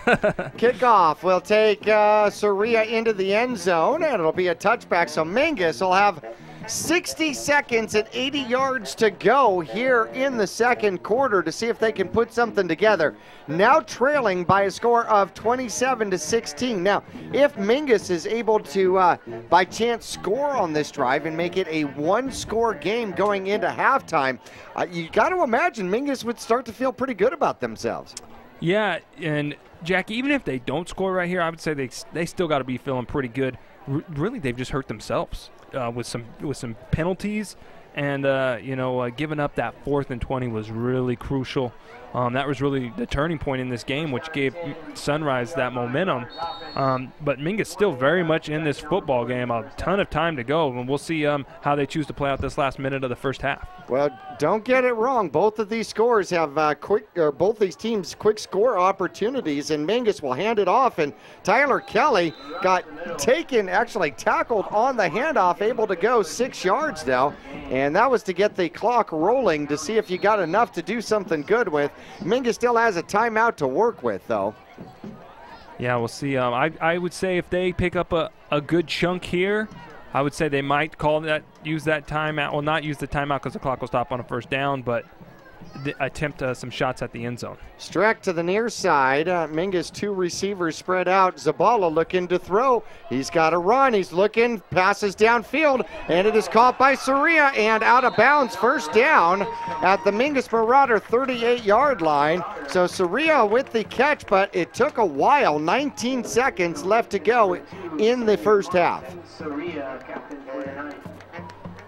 Yeah, Soria doing a good job making the catch, getting upfield a little bit, and then getting out of bounds. So, 19 seconds left, 1 timeout. I would look to take maybe a shot to get close to the end zone and then take another shot to the end zone. Not much to lose here. Why not try and score? Spread wide, and Kelly goes to the outside. They let everybody through. It's a screen pass. Mingus has got some blockers downfield coming to the near side, and then out of bounds is going to be Taylor with 12 seconds left and a flag, most likely for a late hit at the Sunrise Mountain 46-yard line. Yeah, nice play call there from Coach Young, and Chaz doing a good job of following his blocks and goes towards the midfield. Does a nice job of getting out of bounds and steps out of bounds, and then boom, gets a big hit on him. And so that'll be a personal foul on Sunrise Mountain, which puts the ball at the 32-yard line of the Mustangs with 12 seconds left, and again a timeout for Mingus. So very much in striking distance here. So Mingus with that timeout still has the opportunity for a draw. They do spread it out, and they've got a couple of potentially a couple of shots at the end zone. Zabala steps back. He's got pressure, avoids it, picks up a block, throws downfield, has a man, far side, and he steps out of bounds. And that's going to be Chaz Taylor. Just found himself in no man's land in the zone at about the 18-yard line. Yeah, offensive line doing a good job of protecting. One man does get by on the outside. Zabala does a good job sidestepping him, rolls to the left side and finds Chaz all alone at the sideline at the 18-yard line and just catches it, steps out of bounds. A good throw and catch, and Mingus will talk it over. Coach Young's going to call a timeout here. And, you got to credit this Mingus offense and the coaching staff, not quitting on this half. here. You had a minute left. Let's see if we can make something happen. And they know they're in this ball game, so they gave themselves an opportunity to score. What's interesting is Saguaro put 17 points. The number 1 team in 4A put 17 points on this Sunrise Mountain defense. Mingus has got 16 points in the first half. Yeah, so that's. I'm just saying. Yeah. I'm just saying. Mingus is representing well here tonight, even trailing 11 by 11 points, 27-16, with 5 seconds left to go in the first half.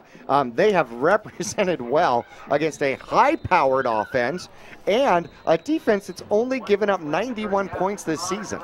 Yeah, really, you got to be impressed here if you're a Mingus fan, a Mingus football fan. Like I was looking forward to how they would stack up against this team in the first half. They're going blow for blow with them, and they again put themselves in excellent position here to score a touchdown. And so it looks like we got trips here to the near side of the field. Kelly in at the slot position. In shotgun. And Mingus, with 3 receivers, 4 potential receivers. Zabala takes the snap. He's going to roll, puts the ball up, and it's open and touchdown, Surya! He just popped it up, and Surya ran underneath it for the touchdown. And the senior contributes once again an 18-yard touchdown pass as time runs out in the first half, 27-22. Oh, the play calling there. What a play call. What execution by the boys out there. I should say men, playing men out there tonight. Mingus going for 2. There's the snap, and Zabala's going to throw, and it's tipped away as he attempts to throw it, and the 2-point conversion is no good, so it remains a 5-point game, 27-22. The Mingus Marauders trail here at halftime against the number 2 team in the state in 4A. We got a ball game here for you here tonight at Mingus Union High School on senior night. We'll return for our Oxendale halftime report coming up after this.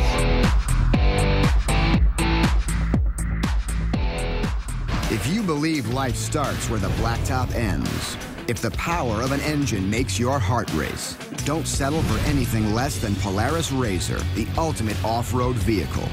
With unequaled power, unrivaled suspension, and unmatched agility, all perfectly combined to help you chase down what matters most. Polaris RZR, we fuel your freedom. Cottonwood Motorsports, located on Route 260 and Western Drive.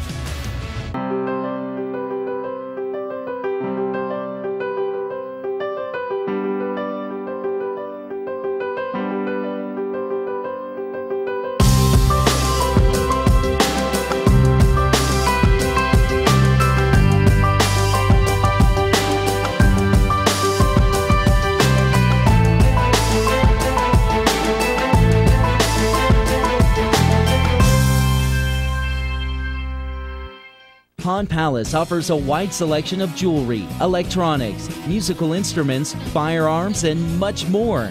And if you need money for that unforeseen financial burden, Tanner, Natalie, or Rob can get you a loan using your valuable items and collectibles.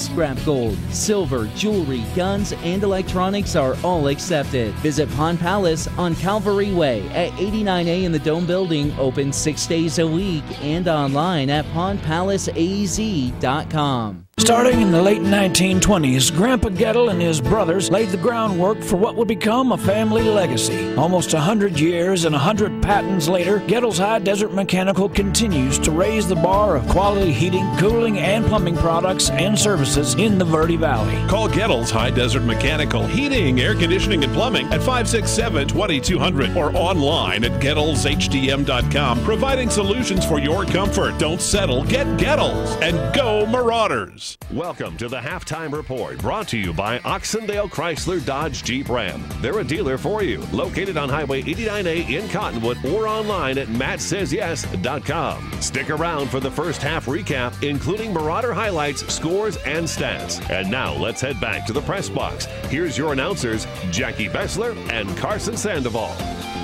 Here at halftime, the Oxendale Chrysler Dodge Jeep and Ram halftime report, and this is going to be an exciting one. The Mingus Marauders trailing the number 2 team in the state by a score of 27-22, scoring right at the end of the second half. That was exciting. Yeah, it was. The Mingus had trips to the near side here, and one-on-one with Saria to the far side of the field, and Zabala rolled out to the to where he had trips.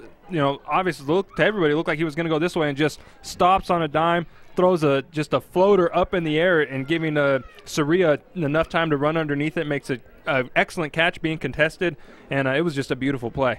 You never throw to the backside post. No, he never throw. He did it. It's just, we're not going to be conventional here tonight. No, you can't last game of the season, can't hold anything back. Last game, not of the season, but you know what I mean. Okay, you're quoting the replacements, aren't you? The Waterboy. Waterboy. Okay, that's right. Waterboy. That's right.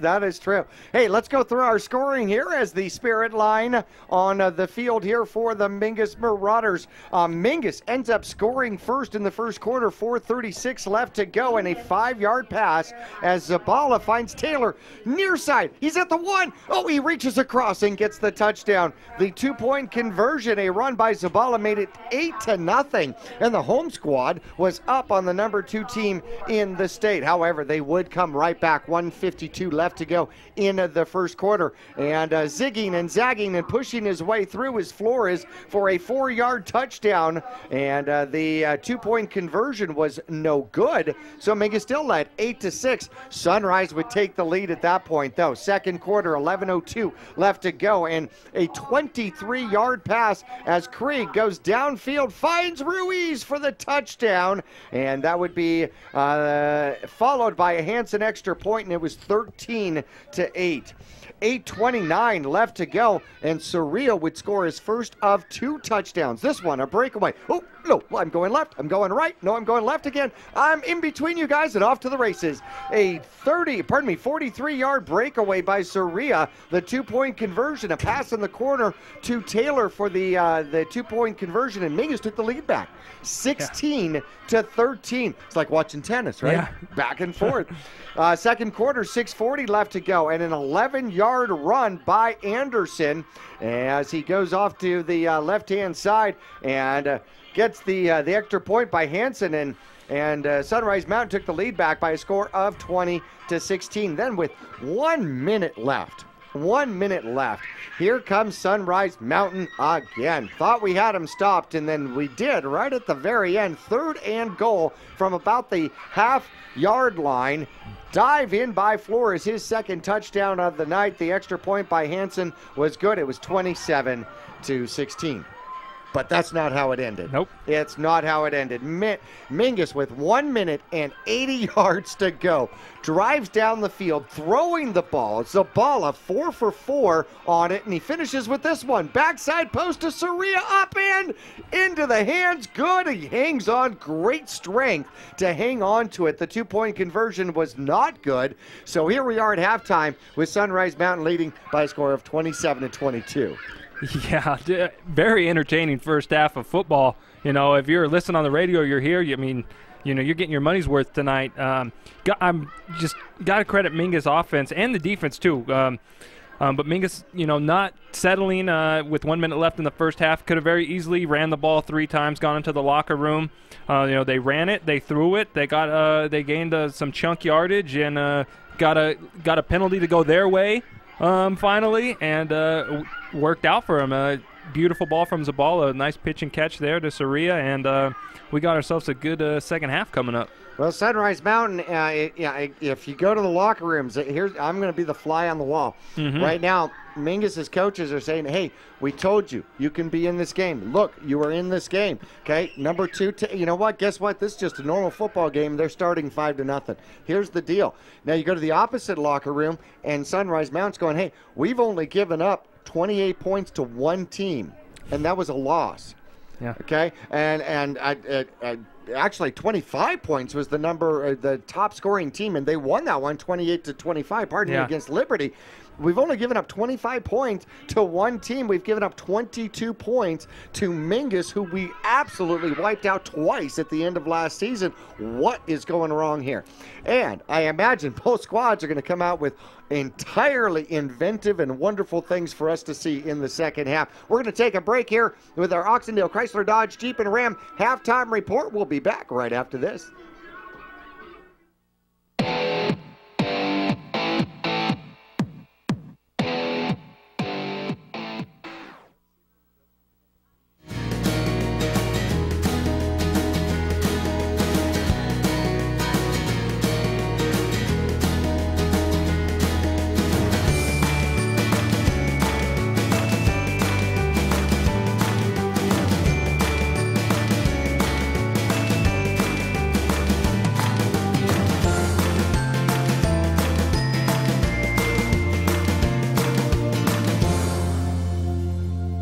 Two things we can count on every year. A new set of tax rules and great weather here in northern Arizona. Jackson Hewitt Tax Service, locally owned and operated by Lewis Rice since 1997, is here for you all year long. Your neighborhood Jackson Hewitt Tax Office will help you in all of your taxing situations. Electronic filing is always free with your tax preparation at Jackson Hewitt Tax Service. Get more in return. Call 1-800-234-1040 for an office near you.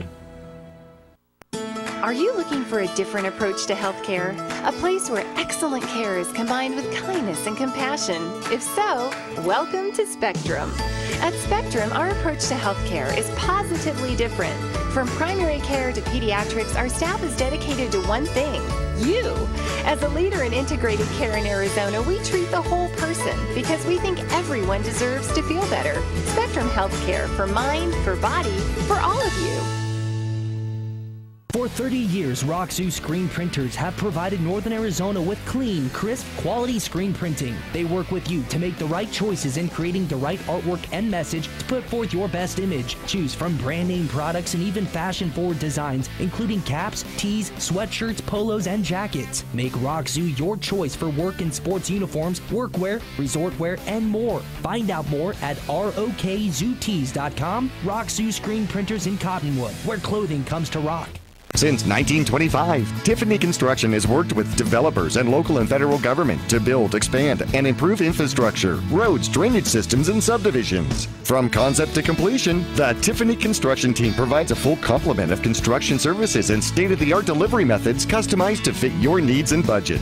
They're Arizona's longest tenured family-owned and operated civil contractor and proudly serving the Verde Valley since 1991. Tiffany Construction, knowledge and experience to bring your project to reality.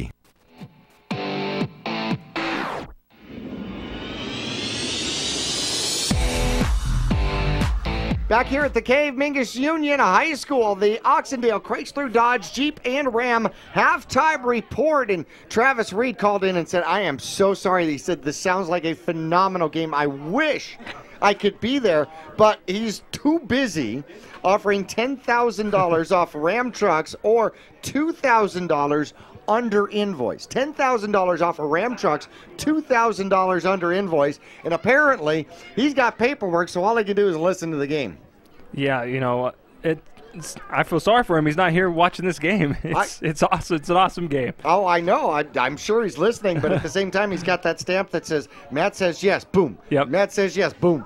Matt says, yeah, you can see where this is going.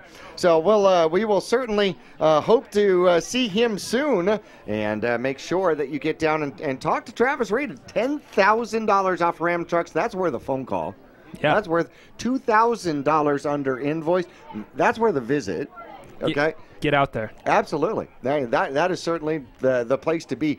Here at halftime, Mingus trailing 27-22, a one-score game against the number 2 team in the state. Pardon me, the 635th ranked team in the nation. Yeah. According to Max Preps. You know, there's a ton of football teams out there, folks. So that's a very high number to be ranked. That is a very high number to be ranked, and Mingus one score down here at halftime on senior night, and Mingus has certainly done it with some seniors, although Zabal is playing the game of the season. Yeah, definitely. He is indeed. The Mingus Marauders here tonight. Zabala is 10 for 12, 123 yards. 2 touchdowns, throwing the ball out here tonight. Soria, one of our seniors, 3 carries, 44 yards. He's got 2 touchdowns, 1 in the air, 1 on the ground. 105 yards on the ground for the Mingus Marauders, 123 yards in the air. That puts Zabala over 1,100 passing yards for the season. Yeah, and speaking on Soria, just want to go. He's a senior. I like to, acknowledge him here. Going over his most memorable moment, he's got written here, Cali camp, spending time with his brothers on and off the field, the practices, dance battles, and the beach. The experiences at Mingus will be unforgettable, and I can attest to that. I still miss all that stuff. And his future plans, he plans to continue playing ball, and he wants to pursue his dream to become an athletic trainer and help student athletes to do their best and perform great. I'm sure he's going to be very successful at that. Hey, speaking of great, I want to let you know that on Wednesday night, a group of Mingus Marauders sophomores and juniors scrimmaged against the Mingus Marauder freshman team. And I'm proud of my freshmen. There are quite a few players from the sophomore squad played really well. Calandra played well at the quarterback. Nicholas had a couple of takeaways, a nice catch, fumbled on it, but a bunch of juniors and sophomores that really weren't playing the positions that they were, should be playing. But since there was 14 of them, this is where you got to play. Yeah. They ended up beating our freshmen 12-8. Oh, all right. 12-8. And so the freshmen came out and played a really good game. I was very proud of our freshmen, which tells you, hey, we got power coming up the ranks. We certainly do. Let's take a look at Sunrise Mountain. The Mustangs here in the first half. Keegan Freed, 5 for 7, 65 yards, 1 touchdown. That one going to, the All-Arizona Ruiz, 16, is it 16 receiving touchdowns? Oh, my gosh. Flores has 2 of his own. Man, this kid is just elusive. 7 carries, 49 yards, averaging 7 yards a carry, 2 touchdowns, 90 yards on the ground, passing 112 yards total with a 47-yard halfback option early in the game. 202 yards of total offense for the Sunrise Mustang. Mingus has 228 yards of total offense in the first half. Hey, we got a barn burner for you. We'll have more as the Oxendale Chrysler Dodge Jeep and Ram halftime report continues after this.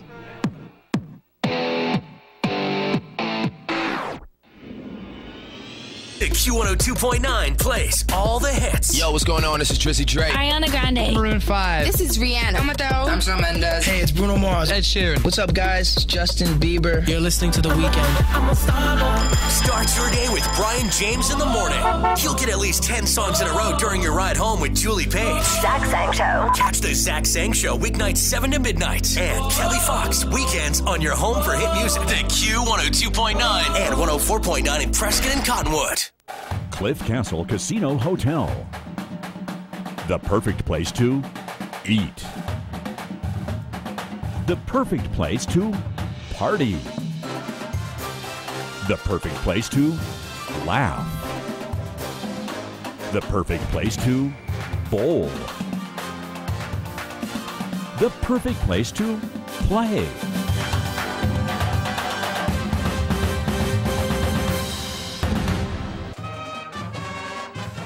This has been the Oxendale Chrysler Dodge Jeep Ram Halftime Report. They're a dealer for you. Located on Highway 89A in Cottonwood or online at mattsays.yes.com.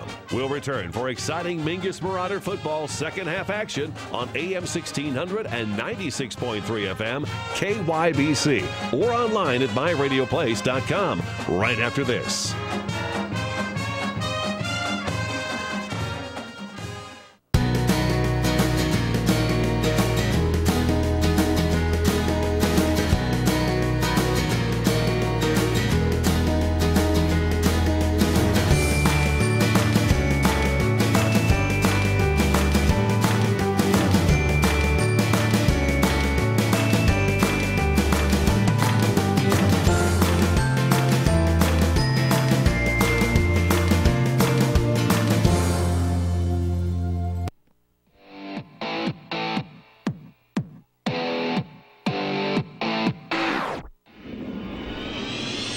Sunrise Mountain back on the field trying to warm up. Mingus has got the ball set. They're like, let's go, baby.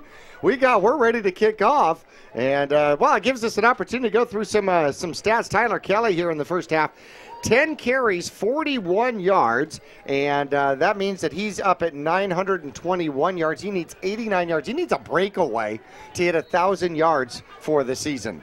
Yeah, I got a feeling he's going to do it here in the second half. And speaking on Tyler Kelly, let's talk about his future plans. He wants to play in the major leagues, baseball, MLB. He's got a very good shot at it. Everybody knows he's a great baseball player. He's committed to the University of New Mexico.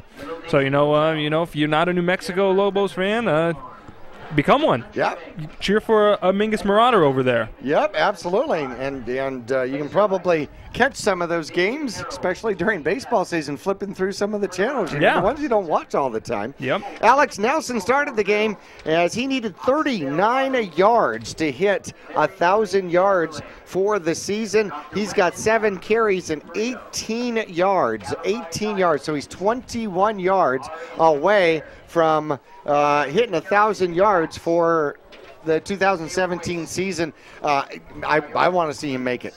Yeah, me too. These guys have worked so hard this year, especially this second half of the season. The team's really come together, offense, defense, special teams. They're playing as one, and it's really it's paying off, and it's showing off here tonight in this ball game. And, Mingus has been out here. They were ready to go 6 minutes ago.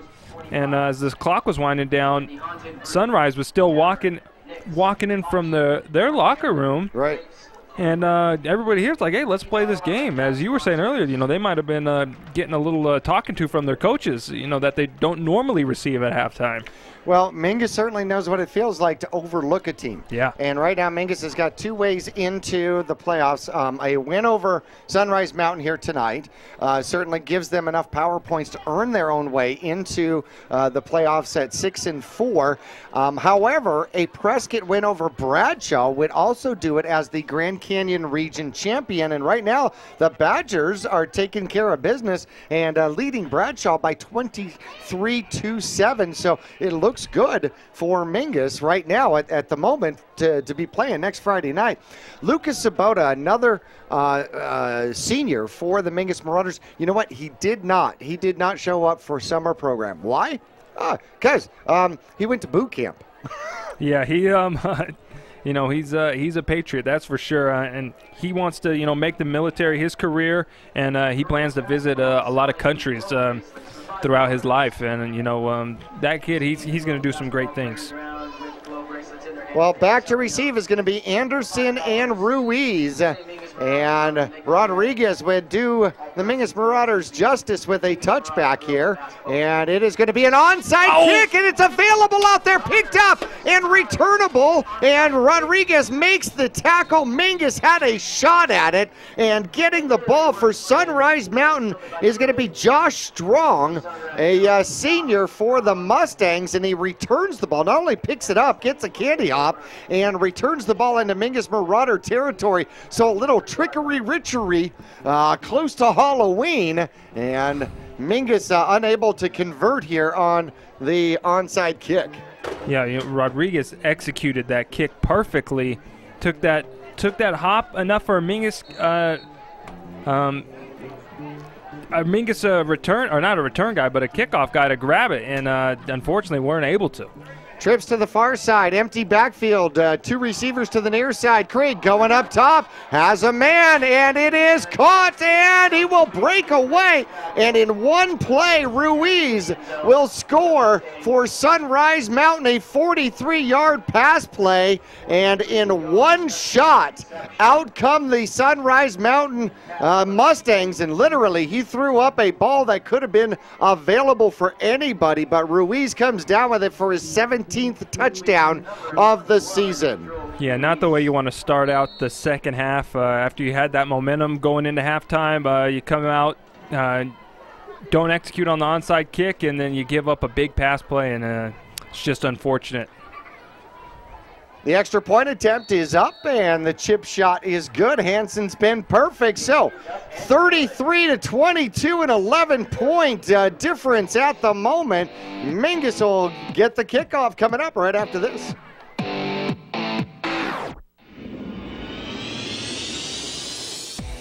Pawn Palace offers a wide selection of jewelry, electronics, musical instruments, firearms, and much more.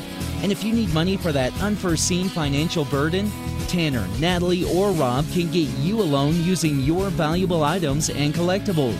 Scrap gold, silver, jewelry, guns, and electronics are all accepted. Visit Pawn Palace on Calvary Way at 89A in the Dome Building, open 6 days a week, and online at pawnpalaceaz.com.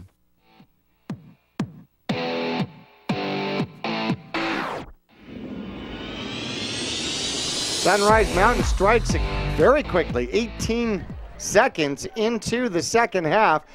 34-22 now, a 12-point lead, and the kickoff is deep and is not returnable. It will be caught in the end zone for a touchback. So that is a weapon in high school football because you cannot return it out of the end zone. So Mingus will set up shop at their own 20. Yep, and they're going to have to answer here just like they did to close out the first half. You know, they woke up a sleeping giant over there in the Mustangs. You know, I'm sure, Mustangs, whoop up on Mingus in the regular season last year and then do the same in playoffs. And, they were probably coming in here thinking, oh, well, I'm going to have another easy win. And Mingus says, no, not so fast. Amen. Zabala over center looks to hand the ball off, and it is pretty much caught in the backfield as Kelly does a fantastic job to fight his way back to the line of scrimmage. Yeah, and Tyler comes up limping a little bit, and he's still staying in the game, though. He's a tough guy. I'm sure he's going to play through whatever little bumps and bruises he got on that play, but still slunched over there. You usually don't see that from him. Certainly not, and that would certainly be detrimental. One man in the backfield here. Zabala puts a man in motion, and they hand up off the middle, and trying to fight his way through, and unable to do so is going to be Kelly. He gets back to the line of scrimmage, had a 1-yard gain on first down, so no yards on this one. So now 3rd and 9 as Sunrise Mountain is imposing a run blitz against the Mingus Marauders. Yeah, whatever those coaches said to Sunrise Mountain at halftime, it looks like it's working so far. I know it's only been a few plays to start the second half, but their intensity level has definitely picked up. Well, they're going to put a second man over the Mingus Marauders defensively. Zabala avoids the sack, throws it downfield, had to get away and throw it away and threw it in the area of a potential receiver. And Zabala a little slow getting back up as he goes back to the huddle. So 4th and 9 for the Mingus Marauders, and Chaz Taylor is back. Now, of course, Chaz Taylor, he can certainly run the ball, so you wonder whether or not Mingus might have something up here, though deep in their own territory. Nope, they're going to punt it away, and it's going to bounce, and Ruiz is going to pick it up at about his own 43. He's going to the far side. He's got some blockers, looking to get to the sideline, avoids a tackle, and then down the sideline and out of bounds, but a fantastic return as he gets down inside the Mingus Marauder 30-yard line, pretty much at the yard marker, yard to gain for the Mingus Marauders. And by the way, Ruiz is also one of the best in the state on punt returns, and showing his wares right there as they'll get a short field starting at the 29-yard line.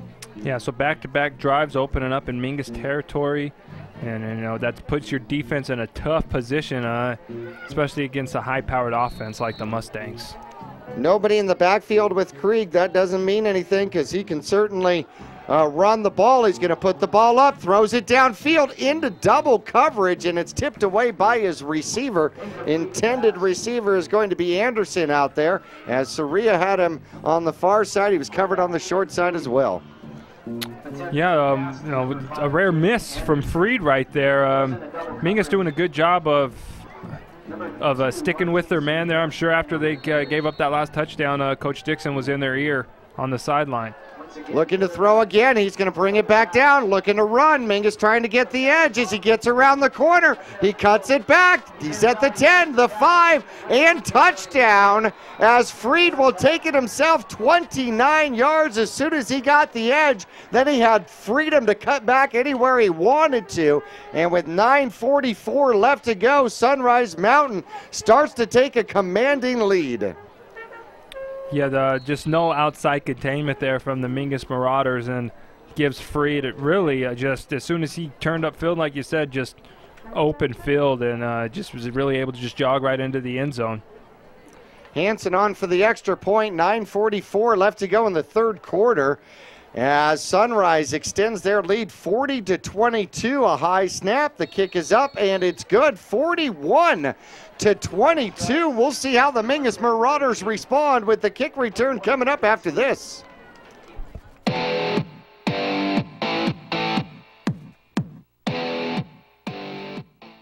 You'll get more miles for your money at Reese's Tire and Automotive Tire Pros. It starts with matching the right tire for you, your vehicle, and driving habits. And continues with expert brake, alignment, and warranty services to extend the life and performance of your vehicle. And to serve you better, we now offer King Cobra custom exhaust systems. Find out more about our nationwide warranty at Reese'sTire.com.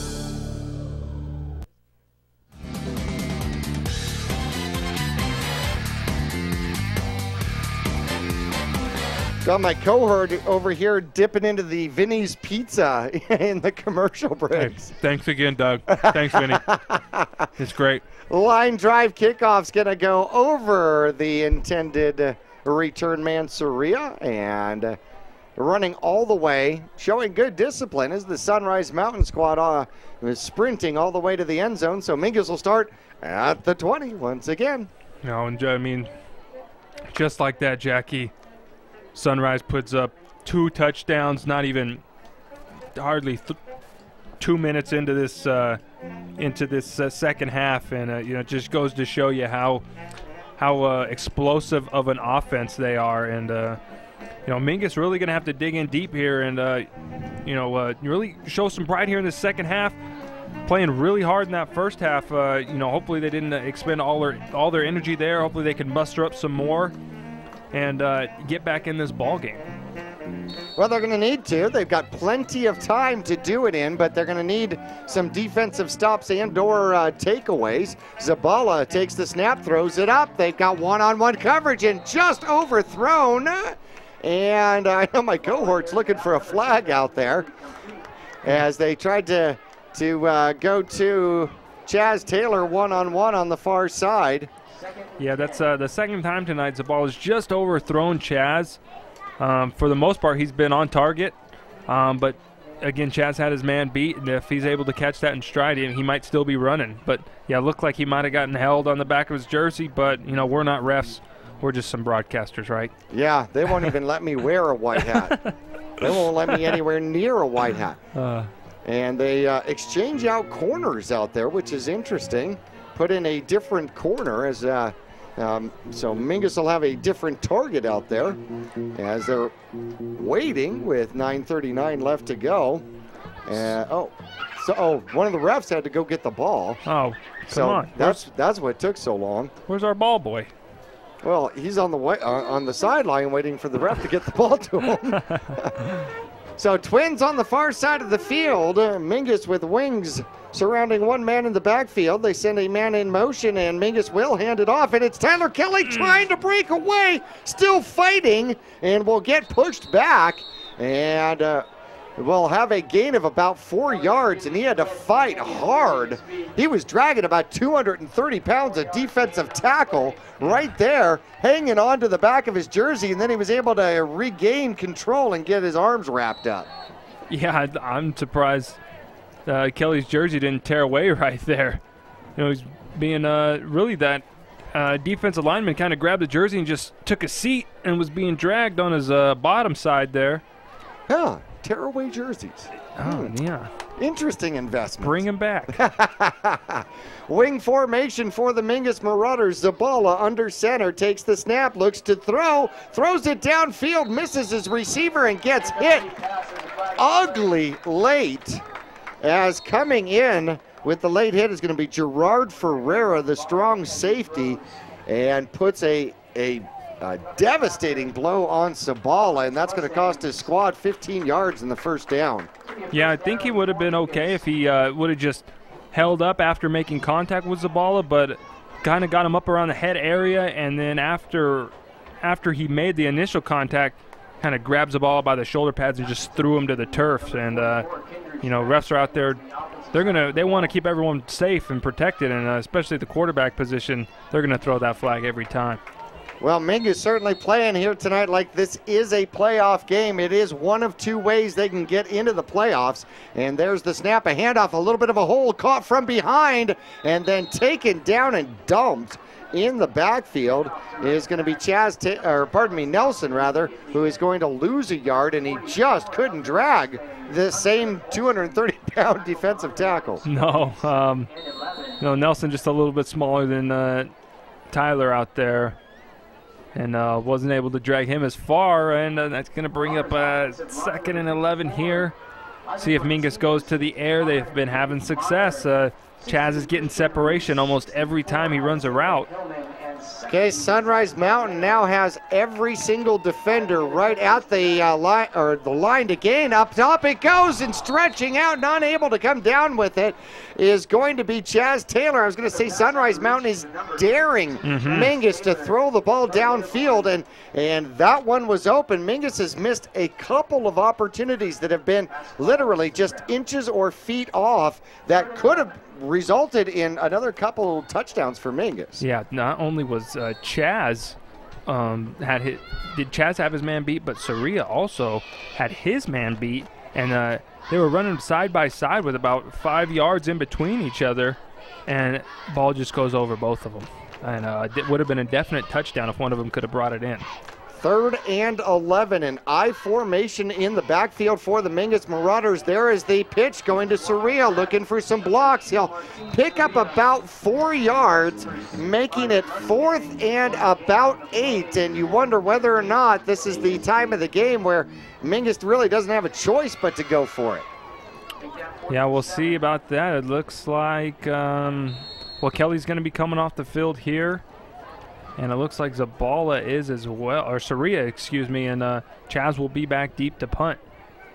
And the always elusive Ruiz going back. And they kick it, and they kick it out of bounds. And they kick it out of bounds. Not a phenomenal punt on yardage, as they're going to mark this one probably past the 40. They're going to stop right there at the 41.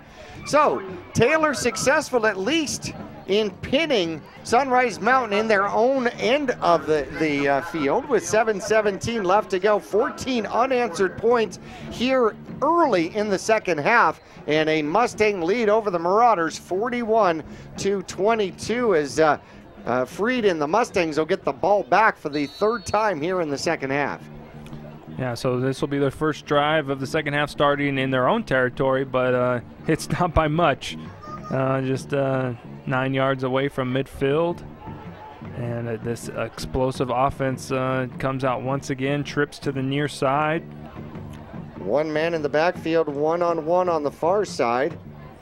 And there's the snap, quarterback looking to throw short near side, and rumbling down the sideline, breaking it away, trying to cut back, caught from behind, down to about the 20-yard line, and a 4-yard pass turns into a big gainer out there as they hit number 22, Flores, behind the line of scrimmage, and he rumbles and stumbles downfield for 39 yards. Yeah, Drake, he's got some wheels on him, doesn't he, Jackie? As soon as he caught that, he was just right up the field. Yeah, he's got deceptive speed and really good moves. Put a man in motion, and they give to the second man. trying to find a lane. He rides tacklers down to about the 10-yard line, and close to another first down is going to be Anderson. No, pardon me, number 15 on the carry. And that is going to be Luke Ashcroft, a sophomore running back. Yeah, they went with the fake the jet sweep there and ran a little counter play with Ashcroft and kind of got Mingus by surprise. Number 65, Ryan Griffin with that last tackle. They send another man in motion. This time they do hand it off. The sweep has got blockers, and into the end zone, uncontested, is going to be Ruiz, as he'll score from the 10-yard line, and that's going to make it 47-22 as the Mingus Marauders unable to but look at that. They've got all sorts of offensive linemen sweeping and receivers with nobody to actually block out there. They just overloaded the Mingus Marauders defensively there. And Hansen on for another extra point attempt, trying to make it 48-22. There's the snap. It's down. The hold is good. The chip shot is up and good. So 48-22, 21 unanswered points here by Sunrise Mountain. And Mingus looking to try to get things back in gear as they have lost momentum. 6:16 left to go in the third quarter. We're back after this.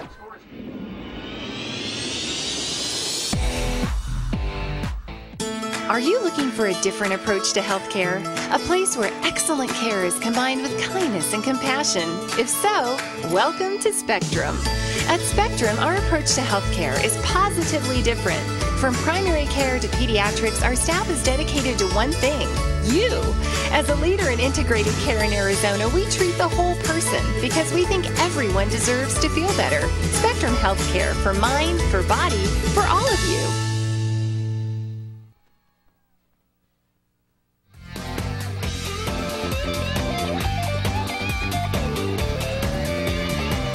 Line drive kick is potentially returnable, and it is going to be, it's going to be Tyler Kelly, who cuts back inside, finds a hole. He's inside. He's at the 40. He's at the 50. He's at the 40, the 30, the 20, the 10. Bye-bye.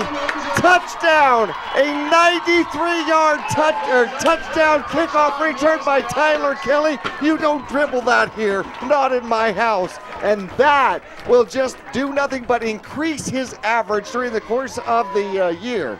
I'm telling you, do not kick it to this kid. He is electric when it comes to kick return. You know, he does everything. He does everything great out on the football field, but you know, he runs, once he gets that ball in his hand, he is so fast, he runs so hard. And if you give him, you know, 10 yards to get going, you know, you really don't got a chance at him unless you got 3 guys standing right in front of him. Extra point by Rodriguez is blocked, and Sunrise Mountain trying to return it. Nope, that's in the NFL, not here. Yeah. So 48-28, but Mingus strikes back, and Tyler Kelly, with a little bit of a hole and great blocking, puts his squad back into position. Kickoff coming up right after this.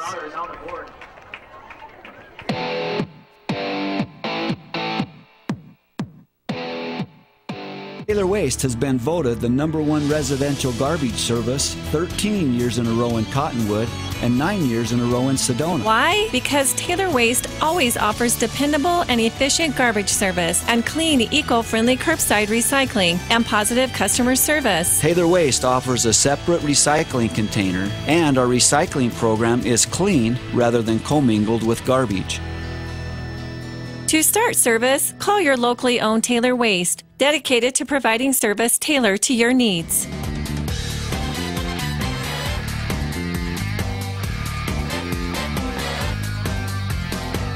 Well, I'm happy to correct myself. A 97-yard kickoff return by Tyler Kelly, who now dominates the kick return average in all of the state of Arizona. Rodriguez pops this one forward, and it's going to be covered by number 72 of Sunrise Mountain. So the onside kick does not function, and Antonio DeBlanc makes sure of that. By the way, that was the young man who was down on the field earlier, so yeah, nice to see him returning into the game to be able to contribute. Big men like that able to corral that ball, just showing off his soft hands there.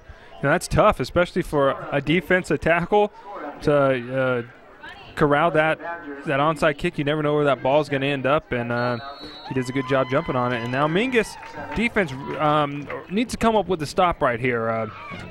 Got that touchdown, got the crowd back in it. Let's see if they can get the ball back to their offense. Trips bunched over, and a little pitch up underneath, and breaking away is Flores. Flores swerves his way around the 20, gets caught from behind down to about the 16-yard line. Yeah, and right now Mingus is having a tough time keeping containment. Mustangs are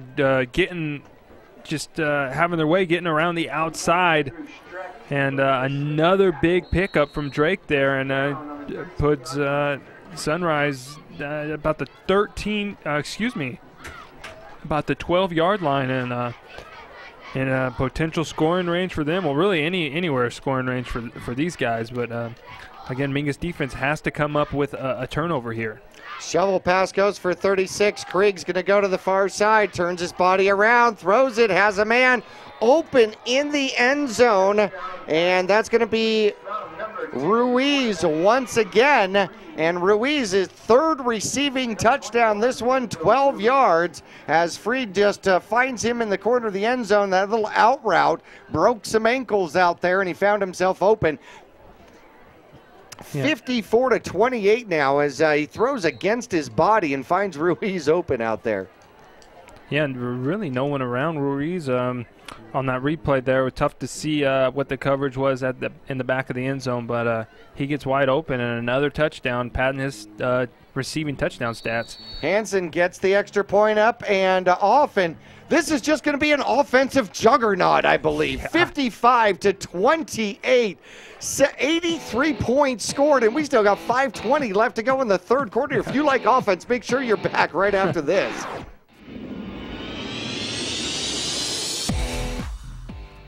Since 1925, Tiffany Construction has worked with developers and local and federal government to build, expand, and improve infrastructure, roads, drainage systems, and subdivisions. From concept to completion, the Tiffany Construction team provides a full complement of construction services and state-of-the-art delivery methods customized to fit your needs and budget. They're Arizona's longest tenured family-owned and operated civil contractor, and proudly serving the Verde Valley since 1991. Tiffany Construction, knowledge and experience to bring your project to reality.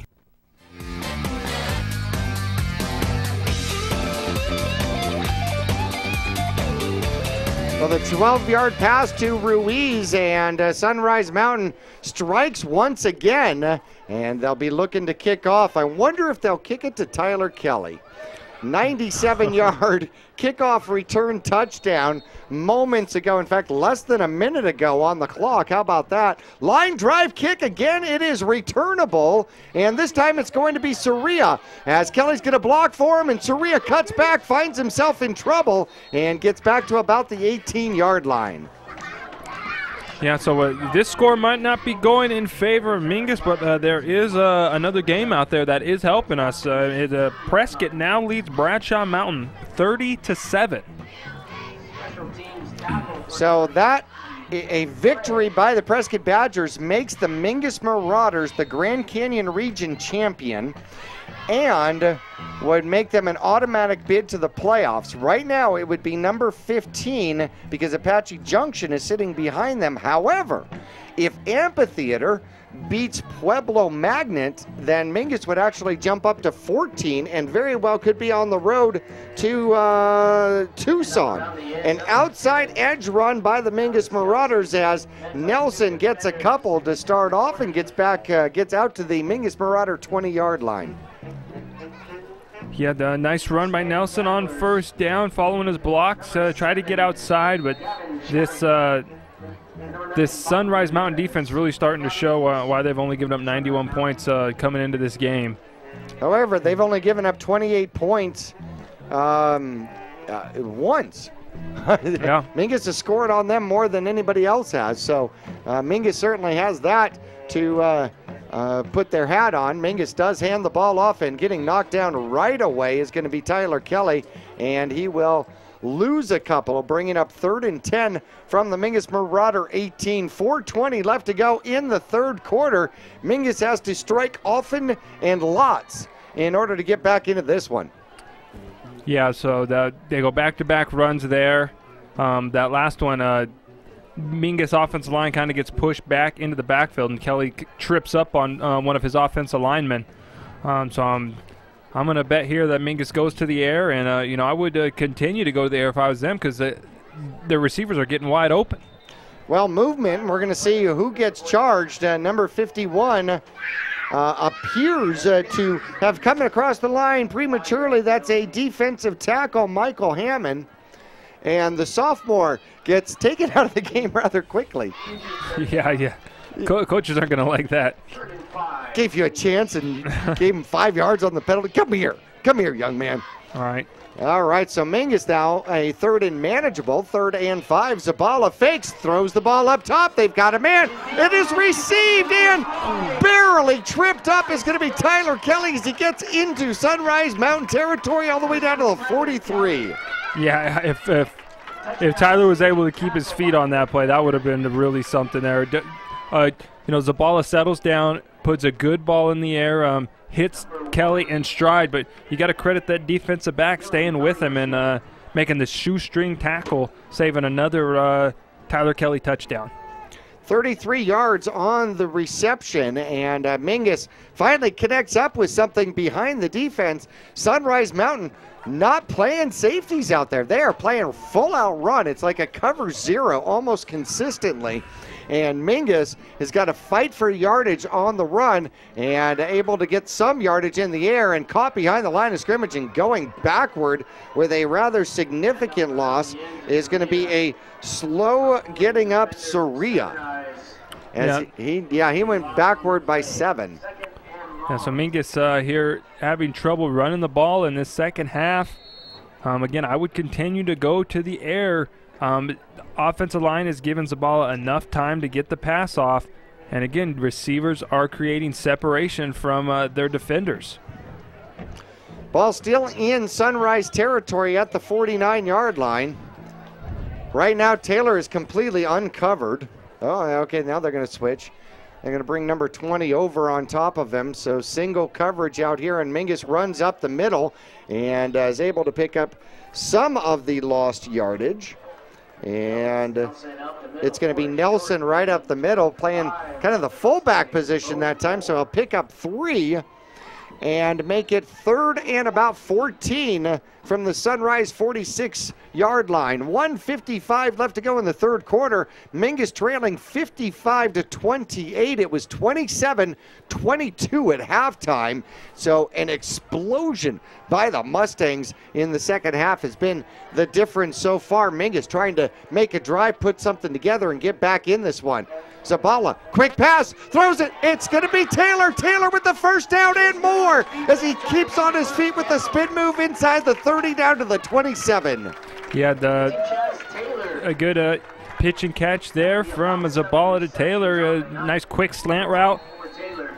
Makes the catch and then does a good job getting upfield afterward, breaking a tackle and getting about 4 more yards. Again, though, that play is open all night. They're covering Chaz one-on-one. I'm putting my money on Chaz all night. If he's got one-on-one coverage, he's just too big and fast for someone to cover him. 7 receptions for 107 yards for the Mingus Marauder Jr. And the handoff with decent yardage. No, a keeper by Zabala. A stiff arm, and he keeps going down to about the 18-yard line, 19-yard line. A gain of 8 for the Mingus Marauder keeper. And he said, pitch? No, right. I'm not pitching. Yeah. They ran that well, though. A lot of people biting on the dive up the middle. And a good job of Nelson actually following Zabala just in case he did want to pitch that. He would have been right there for it. Biting on the dive, including the announcer. And one-on-one coverage with Taylor at the top of the screen here. We'll see if Zabala decides to go to him. He's got one man in the backfield, and it looks like Fanning. They're going to hand it off. Fanning's going to block, and getting caught and driven back. but no gain. Back to the line of scrimmage is going to be Nelson. And he gets a little help up, and it's going to be 3rd and somewhat manageable. 3rd and 2 from the 19-yard line. I'm going to go out on a limb and say it's 4-down territory, just in case. Yeah, you're right, Jackie. I don't think they'll be settling for any field goal here. So Tyler Kelly comes back in. Obviously, 3rd and 2 opens the playbook. You can run, you can pass, you've got quick outs, you've got down the field. You got all sorts of different options. Soria to one side, Taylor to the other. As Mingus puts a tight end into the game. And 2 backs in the backfield. It's going to be the quick shot by Tyler Kelly, who spins off a would-be blocker, and picks up about 6 and a first down. Mingus, first down at about the 11-yard line. Offensive line doing a nice job of creating just enough of a crease for Kelly to slip through, and he does the rest. Does a good job of getting down to about the 11-yard line, and that will bring the 3rd quarter to a close. It is. Cottonwood Parks and Rec scoreboard says Mingus, well, they need to score down 55-28, but they're driving. We're back after this.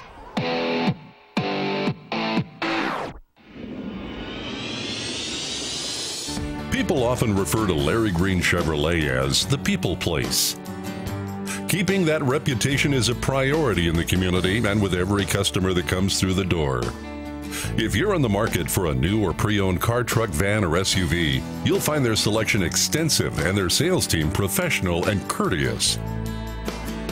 You can also count on excellent after-sales service. Visit Larry Green Chevrolet on Highway 260 next to Walmart in Cottonwood. 2 things we can count on every year: a new set of tax rules and great weather here in northern Arizona. Jackson Hewitt Tax Service, locally owned and operated by Lewis Rice since 1997, is here for you all year long. Your neighborhood Jackson Hewitt Tax Office will help you in all of your taxing situations. Electronic filing is always free with your tax preparation at Jackson Hewitt Tax Service. Get more in return. Call 1-800-234-1040 for an office near you.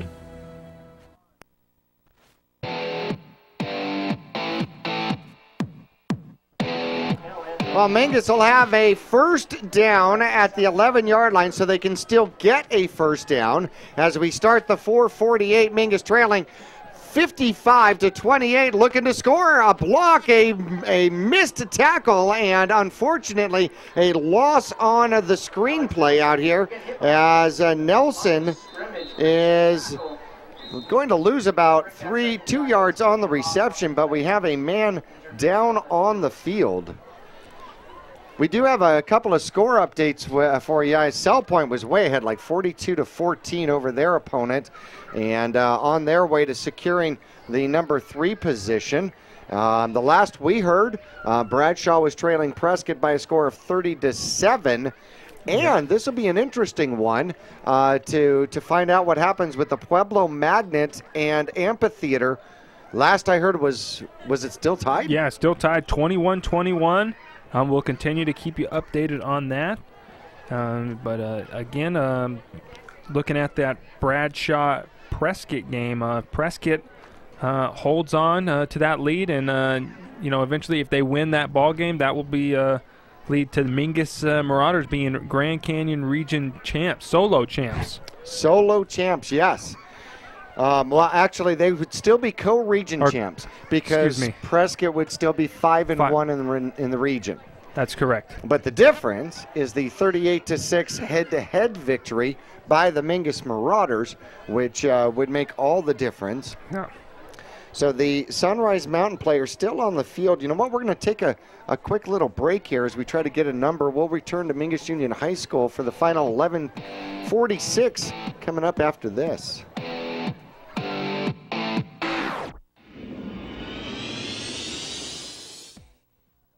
Do you want to make more money? Do you need business solutions at work? Grow your business with as little as $5 a day. Control your message branding. Be an innovator. Engage your customers. Reach new consumers and clients. Join the successful marketing campaigns at Verde Valley TV. We are here for you. Let us build your marketplace presence. Call Helen Gibson today at 928-634-2286. Verde Valley TV, affordable advertising with one quick call.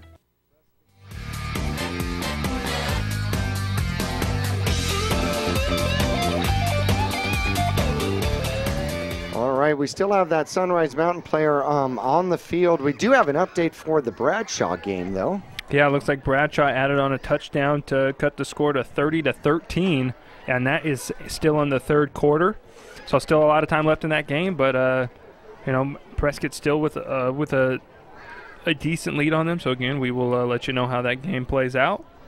Dylan Carciocia, the senior outside linebacker, is the player being attended to, but they do have him sat up, and that's a good sign. So we certainly wish him well, as the Mingus Marauders have had an opportunity to put together their next 17 plays in the offensive huddle, so to speak, during the injury timeout. Yeah. Hey, an important vote coming up here real quick. Yeah, this is the 2017 override continuation for Cottonwood, Oak Creek, and Mingus Union High School. These ballots were sent out October 16th, and they should be returned by November 1st. All right, you're going to get this in your mail, open it, mark it, mail it. You know, this will continue smaller class sizes, technology education, elementary music, art and PE, athletics and performing arts, nursing, and counseling with assistance. Without tax increase, you know, this is not a new tax. Voting yes will continue funding that has been in place for over 3 decades. So you get this in your mail, you know, vote yes, send it in. You know, you're helping the future education for our youth. Well, we'll see what the Mingus Marauder offensive line has in store here. 2nd and 12. 3 receivers to the far side. Kelly goes into motion, and it's going to be a snap out there to Zabala. Zabala trying to get around the corner. A designed run play for, Soria. And he gets to the outside, basically gets back to the line of scrimmage. I'm sorry, he's going to end up losing a couple of yards, so it's going to be 3rd and he'll lose 1 yard. 3rd and 13 from the 14 now. Yeah, so 2 run plays for Mingus resulting in loss of yardage. So we're going to see, you know, they're going to be passing here. They got Chaz to the far side of the field at the top of the screen. He's got one-on-one coverage. No receivers spread out to the near side. And there's the snap and a handoff, and it's going to be Tyler Kelly coming to the near side trying to get the corner. He does. He'll be close to a first down. It's going to depend on where they mark him, and they're going to mark him just inside the 3. And that will bring up a 4th and 2 from the 3-yard line. So they show that they're going to the strong side, come to the weak side, and a phenomenal touchdown-saving tackle out there by Bobby Ramirez keeps Tyler Kelly out of the end zone, at least momentarily. 4th and 3. Do you think they'll go for it? You know, don't ask me. I just said they were going to pass it there, and they ran it. So it shows you how much I know. I've just learned I don't guess anymore. 1 receiver to the far side. Zabala takes the snap, looking to throw, throws into coverage, and it is deflected away and incomplete, and a turnover on downs at the Sunrise Mountain 3-yard line as they tried a little trickery to get the ball to Schreck, and was unable to get it to Kendrew, and it falls incomplete. 11-13 left to go. 55-28. Sunrise with the ball and the lead at their own 3-yard line. Yeah, so Mingus decides to do a little fake the dive up the middle and try to go over the top, but just a little too much traffic there. Ball falls to the ground, but a good opportunity for the Mingus defense to really pin to even get a safety here. They put a man in motion, and out comes the penalty flag, and we'll see if it was going to be. It's going to be against Mingus, so Mingus gave up the 5 yards, being a little too aggressive. They've got 41 yards in penalties out here on 6 penalties, and that gives a little breathing room as the ball comes out to about the 9-yard line, 8-yard line. So 1st and 5 for the Mustangs at their own 8. Freed puts a man in motion. There's the snap. They give it to the second man, who gets caught from behind as he'll fall forward for a couple following those big linemen, and it'll be 2nd and 2. Yeah, that was Streck coming around the end there, holding on for the tackle. Brings up a 2nd and short here for the Sunrise Mustangs, and You know, they continue to keep it spread out, open up the field. It's Flores in the backfield. Krieg's looking to throw. He pumps the fake, and now he's going to turn and run. He's got the corner and out of bounds as he will pick up the first down and move the chain for the visiting squad from Sunrise Mountain as he gets the ball out to about the 18-yard line, but a flag on the field. That could be our first holding call of the game. And so the holding penalty comes to visit here at Mingus Union High School for the first time. Yeah, haven't seen, really it's been, for the most part, a pretty clean game. Haven't seen too many flags. 101 yards of total penalties. That's the 5th on Sunrise Mountain. And we got 60 yards. So the hold is downfield some. And so it's going to bring the ball back to the 9 and make it 2nd and 4. So not nearly as dangerous as it could have been as far as a penalty is concerned.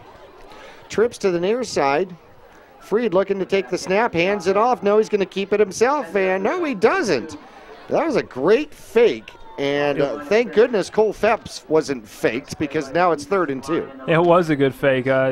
Quarterback does a good job of selling it. He, he'll after he fakes it, he'll tuck it like he's got it, and then he'll run full speed up the field. So, it's very tough. That's why you got to read your keys, and play your position. 2 men in the backfield out here, different formation for Sunrise Mountain. There's the snap. They will hand it off to the second guy who gets hit and driven back, and it's going to be short of the first down. So Mingus's defense holds, and Flores can't pick up the first down. 4th and 1, and how daring do you think Sunrise Mountain might be here? I would not be surprised at all if they decide to go for this here. It looks like they are going for it at their own 13-yard line. They spread it out once again. 1 man in the backfield. And now they will move up forward and look. Oh, and there's going to be the penalty flag. He looked like Freed faked like he was going to do the quarterback keeper, and that brought Mingus up to the line, and one of them got a little super aggressive and gives them the first down on the penalty. Now, the one thing that I like about this is that is a good freeze play. That is a good freeze play. Oh yeah, it is. It really is. Freed takes the snap, and he'll hand it off on a sweep. They've got him outnumbered, trying to get to the outside, down the corner, and out comes the penalty flag once again. Jay Anderson running the ball, able to get around the corner. If it stands, it'll pick up 8 or 9 yards. And the foul is right at, the 30 or 29-yard line, so that would be blocking downfield. And it's going to be a hold against Sunrise Mountain, so that's going to bring it back. Yeah, so back-to-back holding plays on their last two big runs. And excuse me. So Mingus will catch a break there and see if they can. They really haven't stopped Sunrise Mountain all night. Sunrise, gone for it on every 4th down they've come across. If they were doing, shake, rattle, and bowl 4 free games, they'd be having a heck of a night. Yeah, no kidding. Spread formation once again. Free takes it. The lefty looks and puts it up. He's got a man downfield. It's Ruiz. Ruiz with the catch. Past the 50. Soria and Huey take him down. He just found the seam against the Mingus Marauder defense. And a big gain out there for the visiting squad from Sunrise. Yeah, Ruiz has been finding the slot, just the little openings in the Mingus defense all night, and continues to be a thorn in the Mingus side.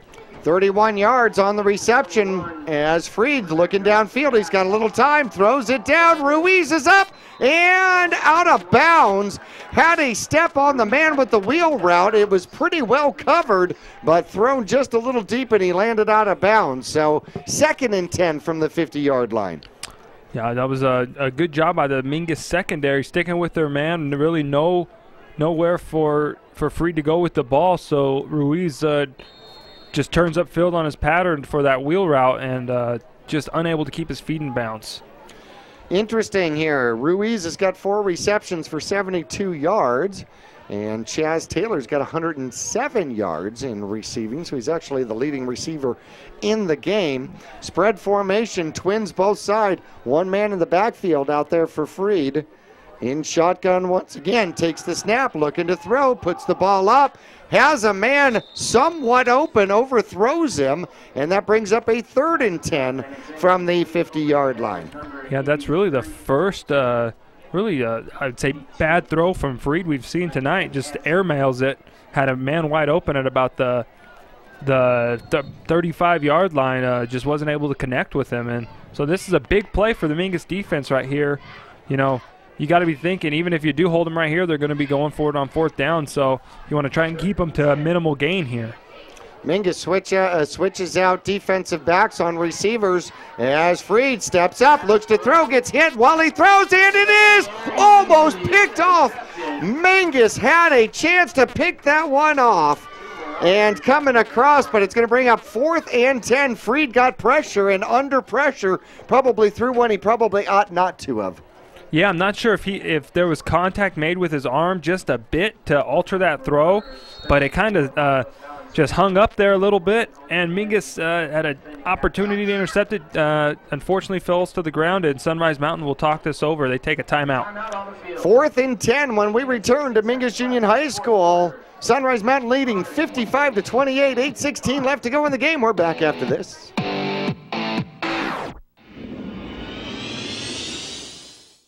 Tune to Verde Valley Television, Channel 56, for locally produced programming for Cottonwood and the Verde Valley.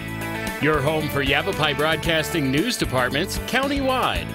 Cottonwood Council meetings, community events, entertainment, and sports. With a full programming guide at verdevalleytv.com. Enjoy news and information, entertainment, sports, and events with Verde Valley Television, Channel 56.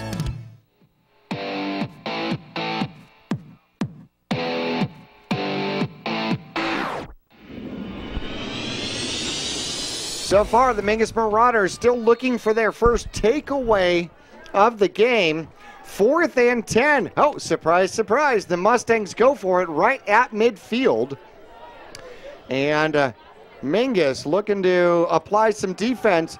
As Freed is back, he's got a little bit of pressure. Rolls to the far side. He's got a lane. Mingus, it's going to be close. And is he out of bounds? He is out of bounds at the Mingus Marauder 42-yard line. And that'll be a stop, barely. And Mingus will get the ball back on downs. Yeah, you know, it would come down to about a yard, wouldn't it, Jackie? Just Freed doing a good job with it, scrambling with his feet, and he saw a little opening, and he just tucked that ball, and him and that Mingus defender met about a yard shy, just a yard shy of the first down sticks, and a good turnover there for the Mingus defense, and see if the offense can put together a drive here, put some more points on the board, make this game a little bit more interesting, and see if they can get one of those onside kicks to work.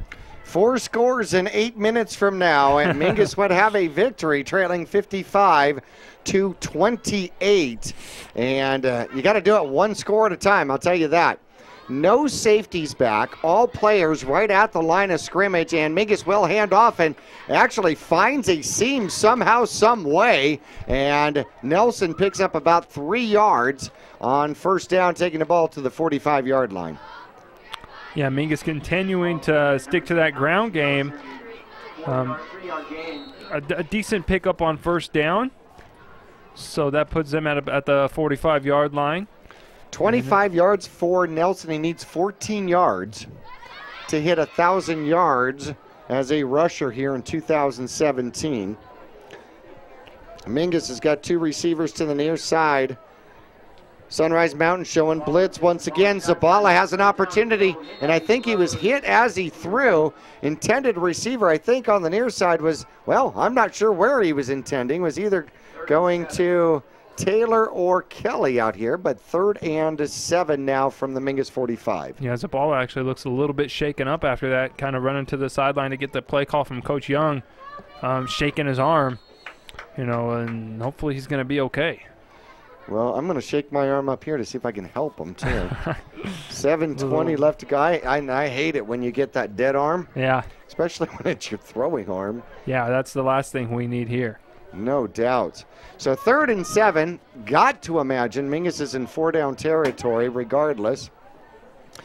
Down by 27 at this point to the number 2 team in the state. And that was obviously premature. And I like that. If you're going to go and encroach and be offsides, be offsides. Really, take on that whole, oh gosh, I'm offsides thing, and just ignore your coaches yelling at you on the sideline.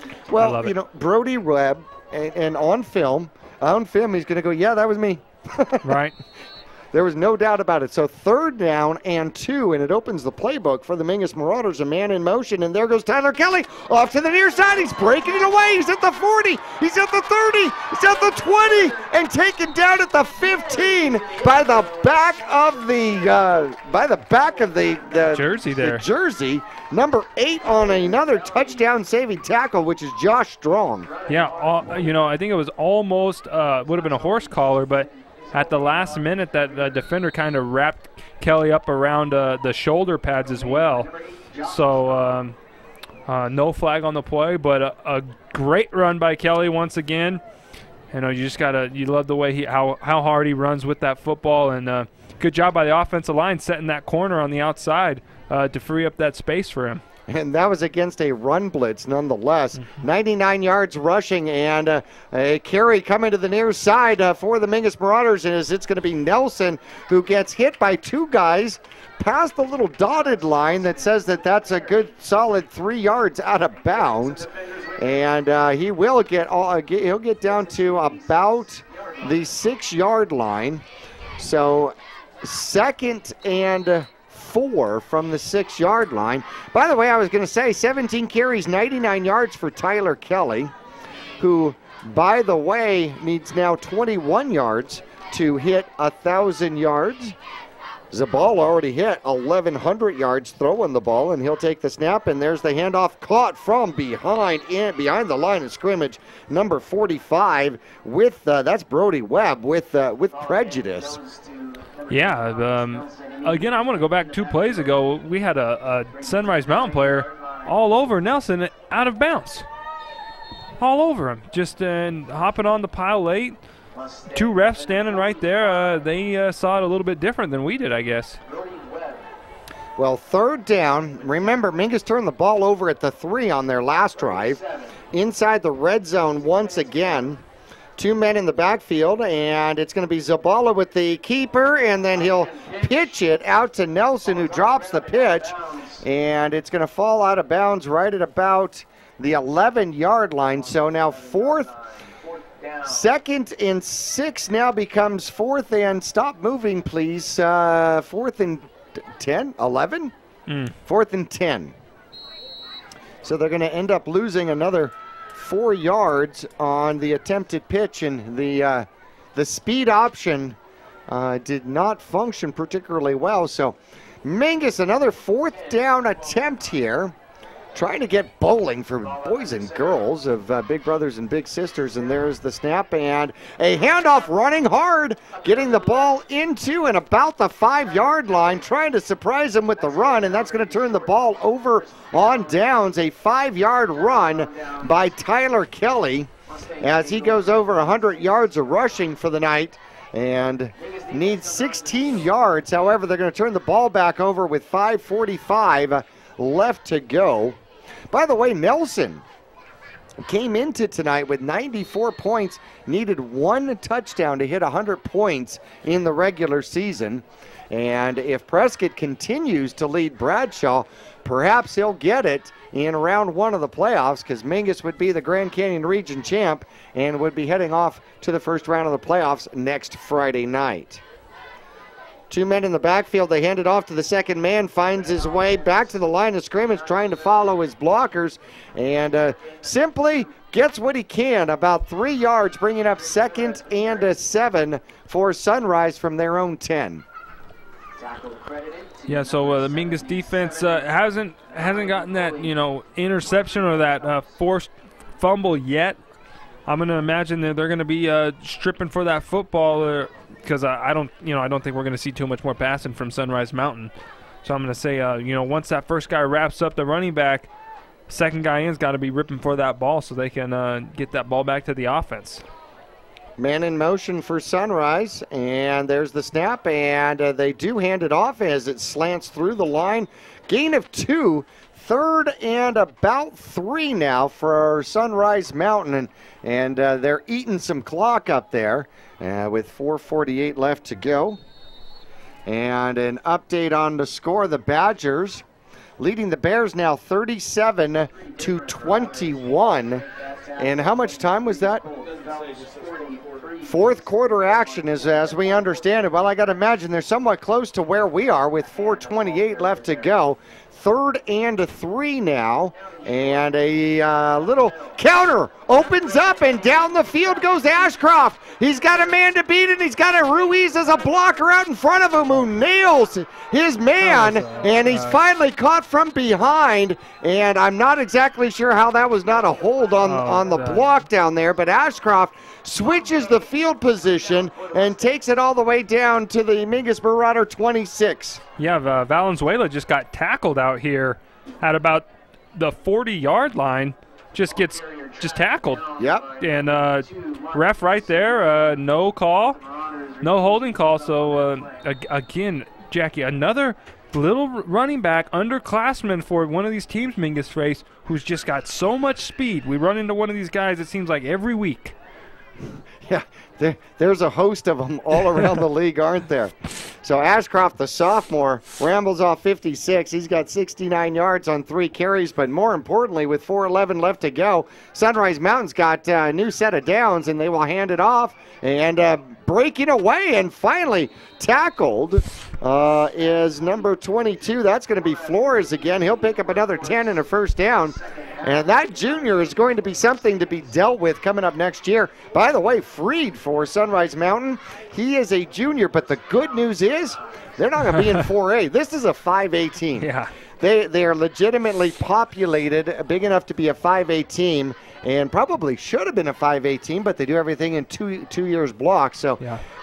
They will jump up to the 5A level coming up next year. There's the snap. Quarterback does the counter and keeps it himself. Race to get a block and into the end zone from 14 yards out, as Freed will score again for his squad and make the score 61-28 as he just does the keeper and calls his own number and just scampers into the end zone. And that one's going to be painful for the Mingus Marauders. 3:35 left to go. And this squad, interesting enough, will be put in the same division as Peoria Centennial. So, another one of the best teams in the nation, and a fumbled snap picked up by Hansen, who's looking to throw, and he will get tackled out there. So the extra point is no good, and Phelps will get the tackle, denying the extra point. So 61-28 with 3:35 left to go, and Mingus will get the ball back.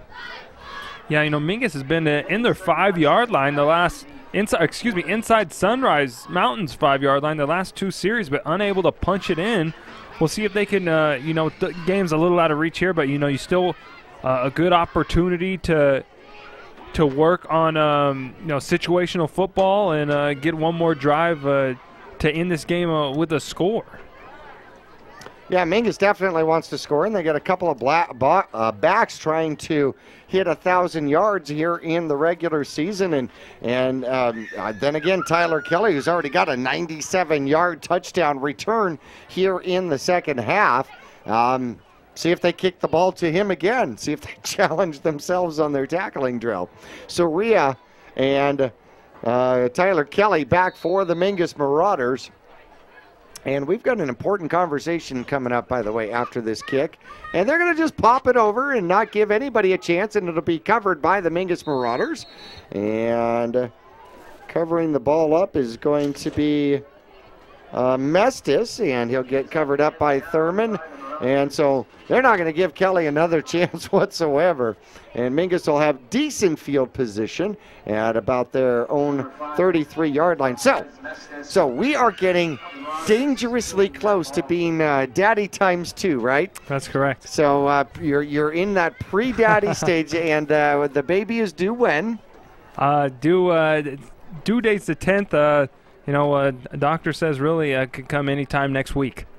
Anytime next week. So you will not be joining me next week in the playoffs, assuming that Mingus is able to, Prescott is able to fend off the Bradshaw Bears. A handoff coming to the near side, breaking away. There goes Nelson down the field, and he split the defense. He's at the 25, the 20, the 15, the 10, and touchdown.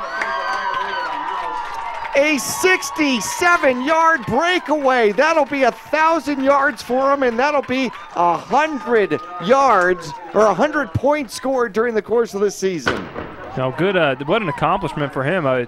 Awesome job by the offensive line there, opening up a hole, and then really the first time Nelson's able to get into open field tonight. And we know what he's able to do when he gets some space and just outruns the secondary.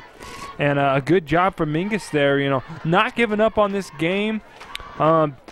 Makes it 34, the kick here, and if that's good, it'll be 35, and it is no good. Oh, misses to the right. So 34-61 is the score here with 3:17 left.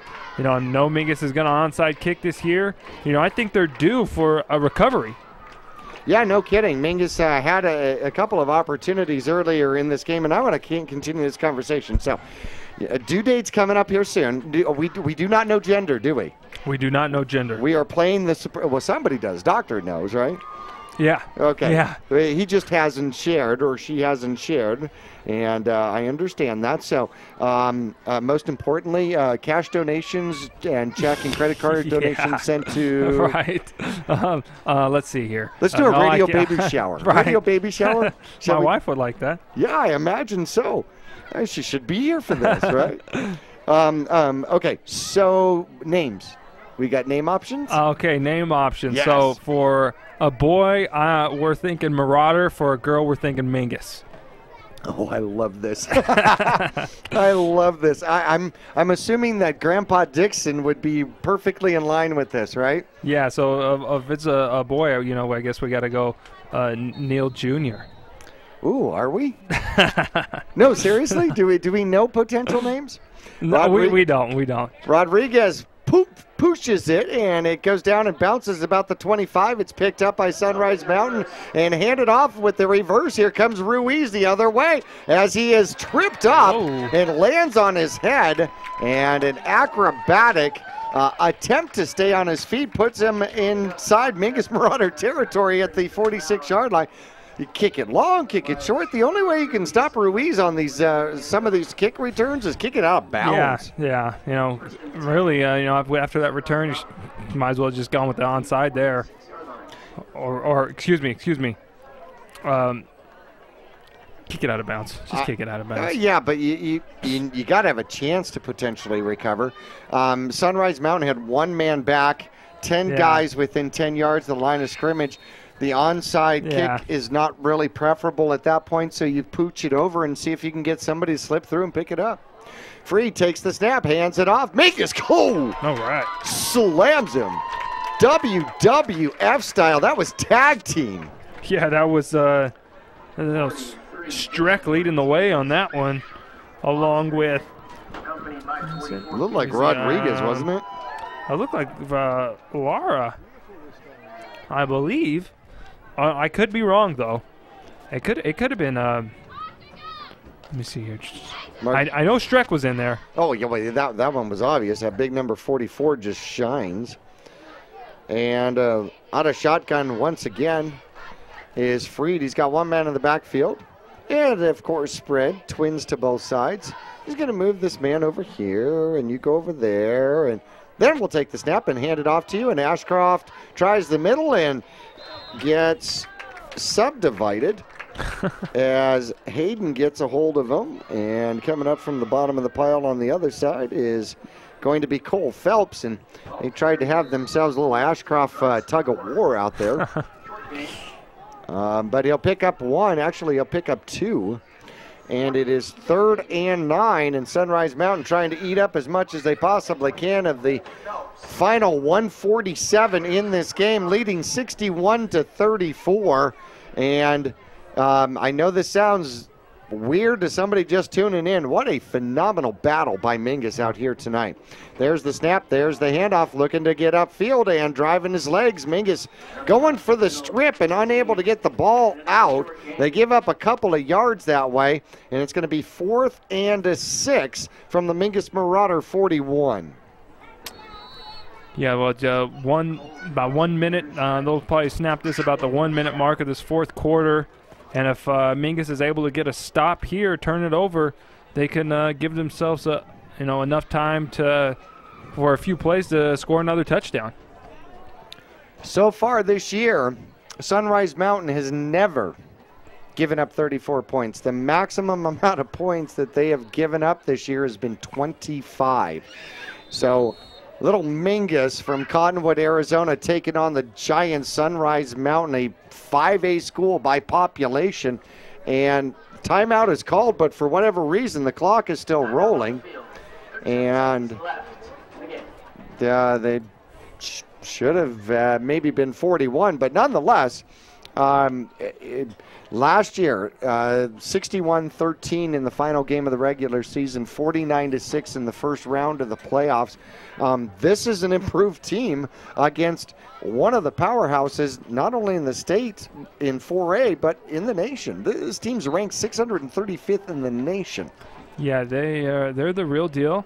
Mingus came out here tonight, obviously upset about how things played out the last two matchups between the two, and they played hard tonight. They were competitive. They were physical. To start the game, they were definitely the more physical team.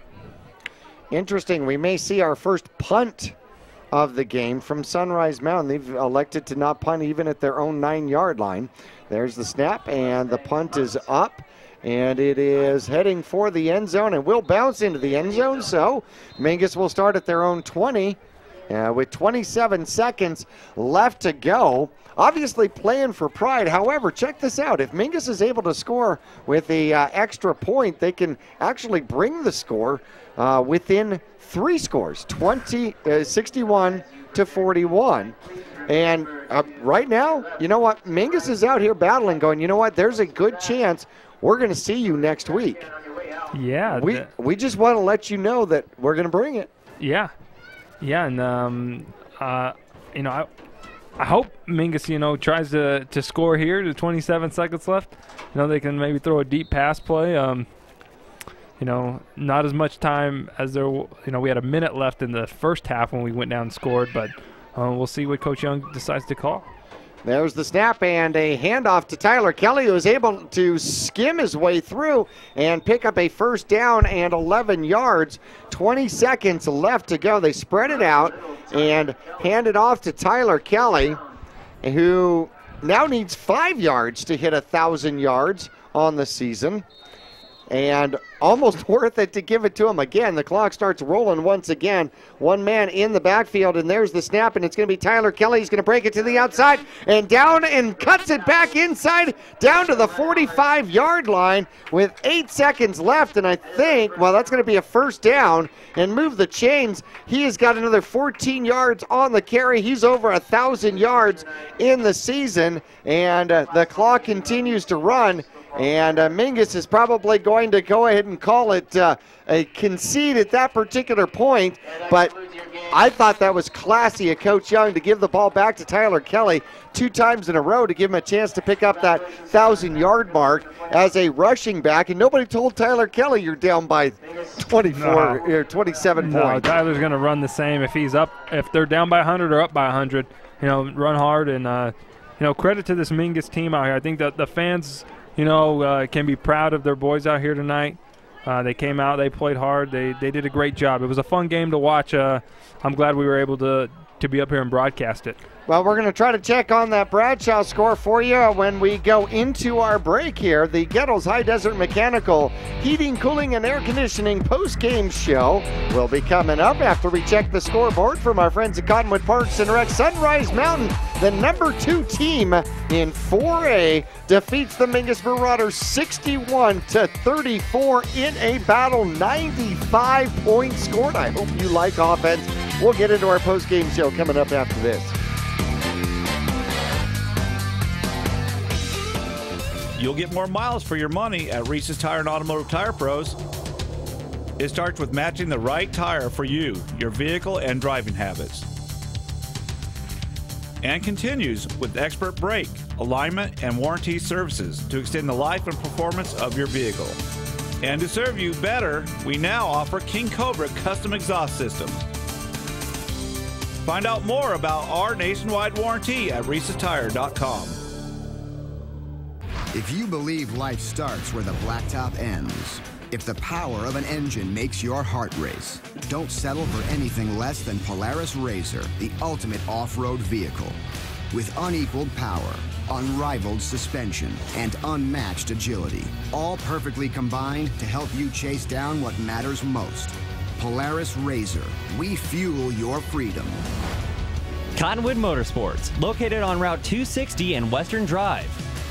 Since 1925, Tiffany Construction has worked with developers and local and federal government to build, expand, and improve infrastructure, roads, drainage systems, and subdivisions. From concept to completion, the Tiffany Construction team provides a full complement of construction services and state-of-the-art delivery methods customized to fit your needs and budget. They are Arizona's longest tenured family-owned and operated civil contractor and proudly serving the Verde Valley since 1991. Tiffany Construction, knowledge and experience to bring your project to reality. The Q102.9 plays all the hits. Yo, what's going on? This is Trizzy Drake. Ariana Grande. Maroon 5. This is Rihanna. I'm Shawn Mendes. Hey, it's Bruno Mars. Ed Sheeran. What's up, guys? It's Justin Bieber. You're listening to The Weeknd. Start your day with Brian James in the morning. You'll get at least 10 songs in a row during your ride home with Julie Page. Zach Sang Show. Catch the Zach Sang Show weeknights 7 to midnight. And Kelly Fox weekends on your home for hit music. The Q102.9 and 104.9 in Prescott and Cottonwood.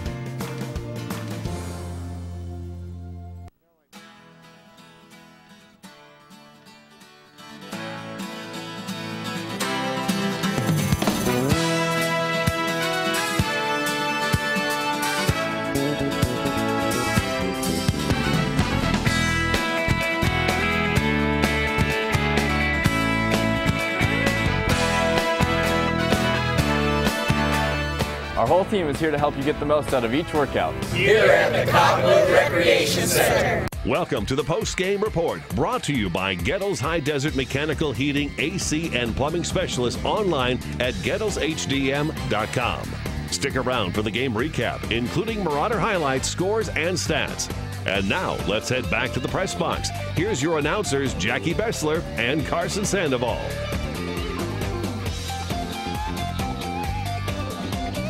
The Gettles High Desert Mechanical plumbing, heating, and cooling, and air conditioning, but they do everything if it's climate. How about that? Yeah, they do. Do you know they do duct work as well? You know, like the ducks? Duck. I got No, you. they do no, come on. No, duct work. You know, you could be, as you're getting into the wintertime, tell you what, you could be losing an awful lot of heat through your duct work. Yep. And you're paying for it. You're heating that air, and it's just, going into, I don't know, the attic. It's going wherever you don't want it. Yeah. Wherever you're not living. So, whatever's living in the attic that we are trying to pretend doesn't live there, you're keeping them nice and warm, right? Mm-hmm. And you don't even know it. Yeah, I mean, so you're doing a nice thing, but you really don't want to be doing it because you're losing money. No, yeah. I mean, it's one thing to like insects, but it's not what you want to do. I'm not saying you got insects in your attic or anything. Just or whatever else you got in the attic. I don't know, but some of the things that you're storing up there, your old football trophies, they don't need to stay warm, right? Yeah. Okay. All right. That's right. Phew. Came back from that one. Yeah. All right, tonight the Mingus Marauders fall prey to the number 2 team in 4A, 61-34 in the first half. The Mingus Marauders actually scored the first touchdown of the game, led not only once but 2 times in the first half. Zabala found in the first half. Zabala found Taylor for a touchdown, a breakaway from Soria for 43 yards. At one particular point, Mingus led by a score of 16-13. But Sunrise Mountain just absolutely kept coming back. Mingus would score on the last play of the first half, a pass play to Soria, and the 2-point conversion was no good. At halftime, it was 27-22. But when they came out of halftime, Sunrise Mountain came out upset, angry, and quite determined, and would score very quickly. An onside kick attempt that failed ended up as a 43-yard pass play as Freed finds his favorite target, Ruiz, for the touchdown. The extra point was good, and it was 34-22.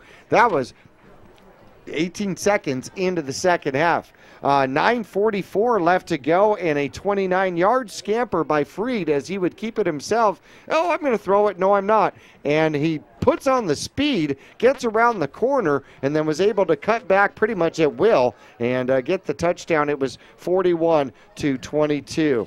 Then with 6:16 left to go, a 10-yard jet sweep by Ruiz scores another touchdown. That's 21 unanswered points here in the third quarter, and the jet sweep goes by ease, 48-22. 5:58 left to go, and Mingus, the third time they're kicking off, and they messed up. You know what they didn't do? They didn't put it in the end zone. Nope.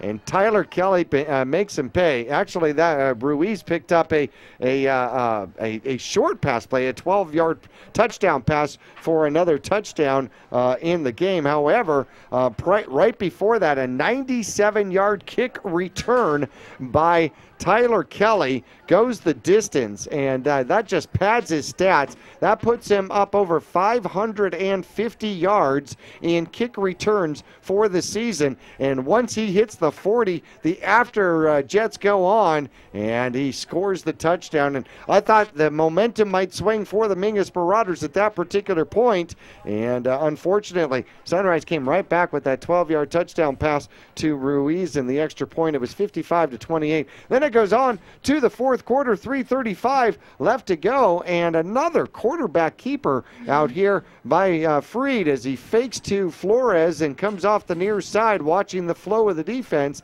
gets good blocking downfield. I will tell you, Sunrise Mountain does a good job with their receivers blocking downfield. They do. Yeah. Sometimes it's a little over aggressive, and maybe they'll get some calls through the season. But consistently, they are man-on-man downfield, which it gives open field runners all sorts of options to run the ball as soon as they either catch the ball or get downfield with the ball. Then after that, keeper Nelson finally goes over 1,000 yards rushing as he gets a 67-yard breakaway, and he said, hey, I've got some speed too. Splits the defense and splits between the two safeties, scores the 67-yard breakaway. The extra point was no good by Rodriguez, and we ended this one 61-34, and I was out of scorecard. Yeah. I ran out of scorecard. It was an entertaining high school football game, especially that first half. It was one of the best first halves of high school football you're going to see. Oh, my goodness, yes. 27-22, hanging right there with the number 2 team in 4A. Last we heard, Prescott was participating in the Mingus Marauder quest for a Grand Canyon Region Championship by beating Bradshaw. The last score we had was 44-21, 37-21. Yes. We're going to check on that one for you. Of course, if Prescott wins, Mingus is going to the playoffs as the Grand Canyon region champ. Their other option was to upset the number 2 team in the state, and at halftime, it looked like they still had a shot. Mingus played prideful Mingus football out here tonight against an extremely tough Sunrise Mountain Mustangs team, and I'm really proud of their effort. Yeah, me too, and I know everybody that was at this game, they're proud of them too. You could really see the intensity that Mingus came out and played with tonight. They were the aggressor from the opening kickoff, until halftime, really. Not sure what those Sunrise Mountain coaches said to their boys at halftime, but it worked. They came out a little upset. Certainly so. Played angry in the second half, especially the beginning, and no doubt about it. We're going to take a break here in the Kettles High Desert Mechanical Heating, Air Conditioning, and Plumbing post-game report. We got individual stats, players of the game coming up. Both players of the game are going to be tough. We'll figure it out during the commercial break. We'll be back after this.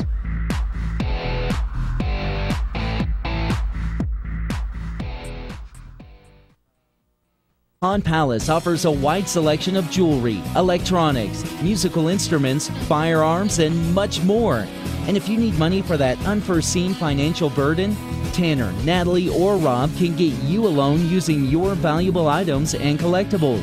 Scrap gold, silver, jewelry, guns, and electronics are all accepted. Visit Pond Palace on Calvary Way at 89A in the Dome Building, open 6 days a week, and online at pondpalaceaz.com. Taylor Waste has been voted the #1 residential garbage service 13 years in a row in Cottonwood and 9 years in a row in Sedona. Why? Because Taylor Waste always offers dependable and efficient garbage service and clean, eco-friendly curbside recycling and positive customer service. Taylor Waste offers a separate recycling container, and our recycling program is clean rather than commingled with garbage. To start service, call your locally owned Taylor Waste, dedicated to providing service tailored to your needs. People often refer to Larry Green Chevrolet as the people place. Keeping that reputation is a priority in the community and with every customer that comes through the door. If you're on the market for a new or pre-owned car, truck, van, or SUV, you'll find their selection extensive and their sales team professional and courteous. You can also count on excellent after-sales service. Visit Larry Green Chevrolet on Highway 260 next to Walmart in Cottonwood. Are you looking for a different approach to healthcare? A place where excellent care is combined with kindness and compassion? If so, welcome to Spectrum. At Spectrum, our approach to healthcare is positively different. From primary care to pediatrics, our staff is dedicated to one thing: you. As a leader in integrated care in Arizona, we treat the whole person because we think everyone deserves to feel better. Spectrum Healthcare, for mind, for body, for all of you.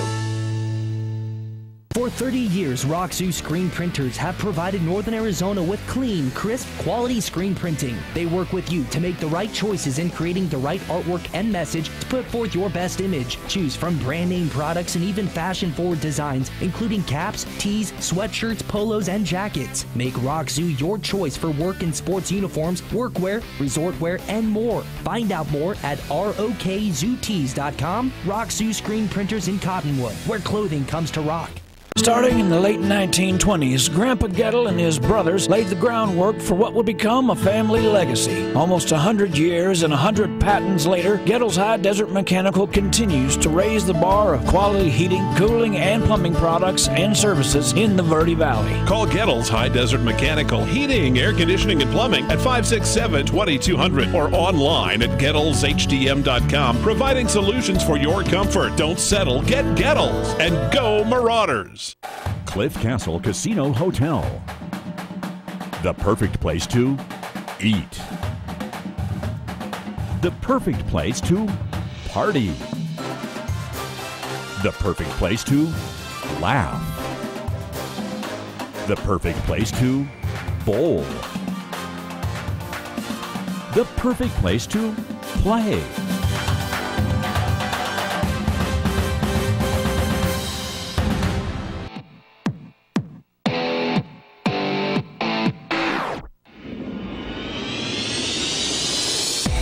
Well, coming to a wrap of the regular season, the Mingus Marauders will end the regular season 5-5. But will go to playoffs as the Grand Canyon Region Champion, co-champion with the tiebreaker against Prescott. And that means that they will go to playoffs, and that will make also 20 Grand Canyon Region Championships in 26 years for the Mingus Marauders. That's a pretty good stat right there. Yeah, that's consistency. that's the stuff that dynasties are made of. Let's go through some of the stats in the game here. Take a look at the Sunrise Mountain Mustangs here to start off with. 273 total passing yards. Freed ended up 9 for 16, 226 yards, 3 touchdowns, no interceptions. Ruiz, his favorite target, 4 receptions and 72 yards and 2 touchdowns out there. Also had another one running the ball. Freed had another 72 yards running the ball and a couple of touchdowns to go along with it. Drake Flores, the sneaky one, 13 carries, 67 yards, had a couple of first half TDs to go along with that. The Mingus Marauders here offensively, Zabala had a fantastic throwing game, 13 for 20, probably his best game. His best game comes on senior night. 13 for 20, 175 yards. He's a junior, by the way. 2 touchdowns, no interceptions. Kelly, 20 carries, 129 yards, and a touchdown. That coming off the 97-yard kick return. Nelson also goes over 1,000 rushing yards for the year, 16 carries on 92 yards and a touchdown. He leads the Mingus Marauders in points scored with 100 on the night. Soria added another good game, 6 carries, 40 yards. Also a couple of receptions out there. Chaz Taylor, 7 receptions, 107 yards, and another touchdown to go along with it. Tyler Kelly had 3 receiving opportunities for 42 yards, and Soria had the 10-yard touchdown reception. Players of the game. Let's start with the easy one. Let's go with special teams. Who do you like? I like Mr. Kelly. Oh my goodness, 500 better than 550 kickoff return yards for the year, and will be leading the state in the averages. Yeah, just every time puts on a clinic at the return position. He's the best there is. He's the best there is in the state. Pretty simple. Run hard, run fast. Yep. Hit the hole and make sure that nobody catches you once you make it through. Offensively, we had so many different potential players, but I think we gotta go seniors. Got to go seniors on senior night. Kelly, of course, is a senior. He'll be sorely missed, and we wish him well in the baseball season coming. But offensively, who do you like? Offensively, I like Soria. Yep. He had a big run in the first half to put the Marauders back on top, 12-7. And, he also had a big touchdown catch to close out the half. There's 2 huge plays, huge momentum swingers in the first half there that, just really helped out the Mingus offense. He helped Mingus stay in this game 27-22 at halftime, just trailing by 5. Defensively, I'm going to go with Cole Phelps. Cole Phelps has been fantastic in the middle and has really given Mingus opportunities to spread out talent across the defense in different areas so that I got the middle. I got this. Yeah. I'll play my job. That means Streck can play over here on this outside linebacker. Nelson, you can chase plays down. It's just been a huge thing. Want to thank all of our seniors here. We've mentioned some of them in our players of the game. Jordan Huey, a senior. Justin Link. My heart breaks for him as he breaks a bone in his foot, does not play on senior night. Graham Robertson hasn't played all season as a senior because of a foot injury. That's 2 feet injured. Lucas Sabota had a great game out here tonight. Another senior who will be going on to protect us in the military. Marcos Valenzuela led the Mingus Marauders regular season with 3 interceptions. Jason Martinez has been a fantastic addition. French Laura, Frenchie has been absolutely fantastic. So we wish all our seniors well on senior night. Wrap here tonight. 61-34. Mingus falls short, but heading to the playoffs coming up next week. Very likely opponent, same Sunrise Mountain Mustangs. We'll talk to you next week.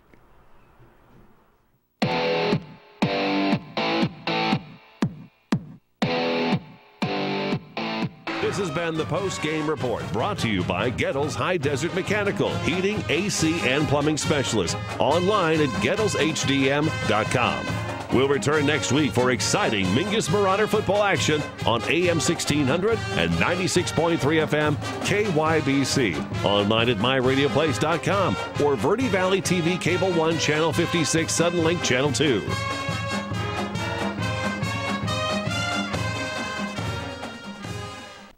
Do you want to make more money?